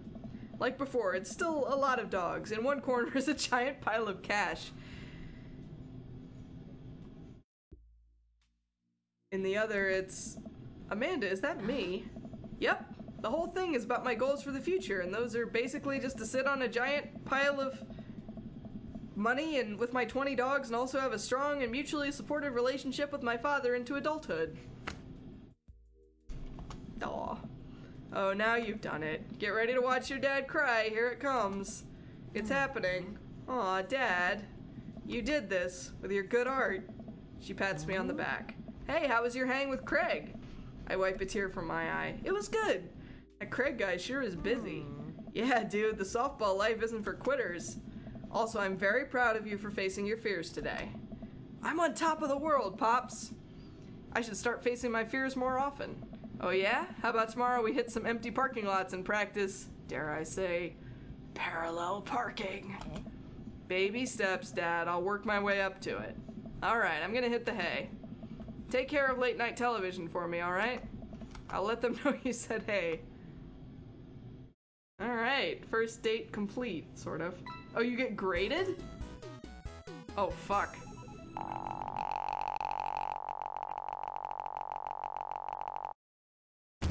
Bro, that was perfect. Is that the best? Is S the best? Yay! I'm a good date in a video game. Okay. Alright. I did baller. Fucking A. Craig likes me. He really likes me. While I'm doing my afternoon word jumbles, I hear the mail truck pull through the cul-de-sac. I wonder if we got any coupons today. The nice mail person slides a couple letters in a large yellow envelope. Aw, thank you, Brie. It takes a couple tries for them to get it in. Heyo. Hey, my coupons! I take a closer look at the large yellow envelope. I lightly knock on Amanda's door. She probably has headphones on. Amanda! She yells through the door. What? I have something for you. I'm kinda busy right now. Can you come back later? Okay, just thought you'd want this big old envelope we got from HIA. Aw, you all are very sweet. Immediately, Amanda pushes her door open. Horn Institute for the Arts? I mean, if you're busy, I can come back. Father, please! I hand her the envelope, which she tears open with her teeth. That's probably bad for your teeth. She doesn't seem to hear me and spits out a piece of envelope. She pulls out a letter and unfolds it. And... the suspense is killing me. This is her dream school. Amanda's face is unreadable. I can't believe this. Oh, honey, it's okay if you didn't... I got in! Woo! Hype for Amanda! Woo! That's my girl! That's my girl! That's my daughter! Woo! Oh! I got in! Amanda tosses the letter aside and gives me a big hug. Congrats, sweetie, that's amazing! I'm so proud of you. She pulls away and looks at the letter again. Oh my god, I really can't believe I got in. Well, of course you got in. You're a great student, you nailed that interview, and your photography is incredible. Wait, Dad, I know this one's really expensive, and it's so far away. I think for a moment. HIA was one of the more expensive schools that Amanda applied to, but I know she's had her heart set on it for the longest time. It'll be tough, but we're gonna make it work. Really? Of course. Amanda hugs me again. Thanks, Dad. Okay, sweetie, we're celebrating tonight. Dinner, your choice, wherever you want. Wherever? Amanda and I walk along the bayside, tearing into our foil-wrapped burritos from a nearby food truck. Good choice. You could have chosen anywhere in Maple Bay. Cost was not a determining factor. Please, Dad, you know I'm a simple gal. Just give me a Rito with a view. I love it. I can't say I'm mad. Amanda and I sit on a patch of grass and watch ships sail lazily through the bay. And the dorms are right near a bunch of cafes, and there are all these galleries nearby, and there's a discount if you bring your student ID. I know, right? Amanda, slow down. You're gonna choke on your burrito. I know, I'm just excited. Did I mention that students get their own studio space once they're seniors? And we get all the professional photo editing software for free? It's nice to see Amanda so enthusiastic about HIA, but I wish she wouldn't do it between bites of her burrito. I thought I taught her to chew with her mouth closed. I wonder who my roommate's gonna be. You take a survey online and they match you with someone with a similar major and interests. I bet we're gonna be best friends. It doesn't always work that way. I had the weirdest possible fucking relationship with my roommate in college. Craig and I were. A good roommate can be a lifelong friend. But don't even get me started on bad roommates. Oh no. I'm just kidding. We didn't have a bad roommate. Our only other roommate was a puppy that Craig brought home one night. We spent a semester fabricating a story about our new foreign exchange student who had a really bad cough that sounded exactly like a dog's bark. Carl ruled. Ooh, they let you have animals in the dorms if you get a note saying you need one. I bet I could forge one. I think I'd get a rabbit, or maybe a snake, or maybe both. Would the snake eat the rabbit though? Oh boy. I think I'll leave all that up to you. She's so excited. I don't want to disappoint her, but I need to be real for a second. So, you know I had that talk with Mr. Vega. He didn't tell you about the dumpster fire, did he? What? No. I don't want to put a damper on the good news, but I need you to knock it out of the park these last few months of school, okay? If you really... Therapy cat in college? That's cool that the college let you do that.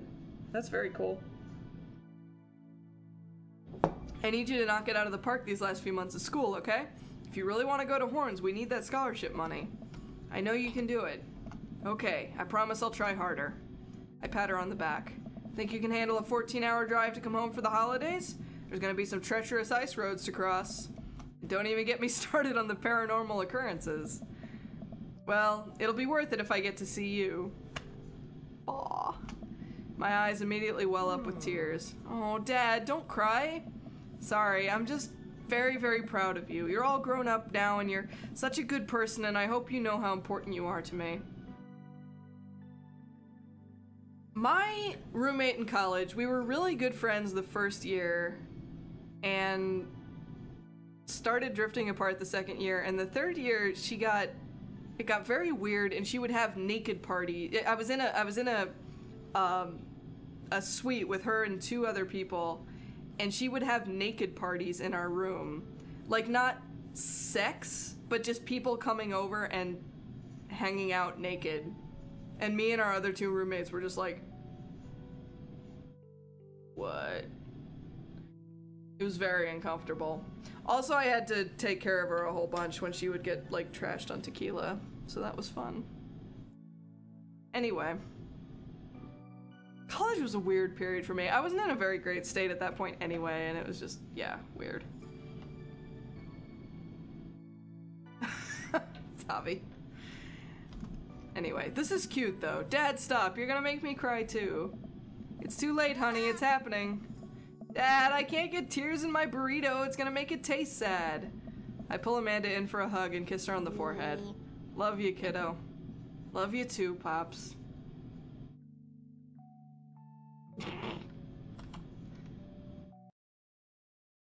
Tristan and Amanda's relationship is fucking adorable, okay? Alright, it's coming up on midnight, so we'll probably pause it here. I think we'll continue this next week, though, if y'all are on board with that. Because I'm really, really enjoying this so far. And I need to somehow make a decision of which of these guys we're gonna end up with. So far, I really do like Craig quite a lot, but there's a lot of choices here, and I don't know how to handle it, to be honest. But yeah, so we will continue this next week. Nice, Tavi. But yeah, we'll continue this next week, and of course next Tuesday, code stream as usual, so feel free to stop by for the geeking if you are in the mood for such things. But yeah, we'll carry on with this next week. So thank you all so much for coming. Have a fantastic rest of your weekend, and stay awesome. Bye.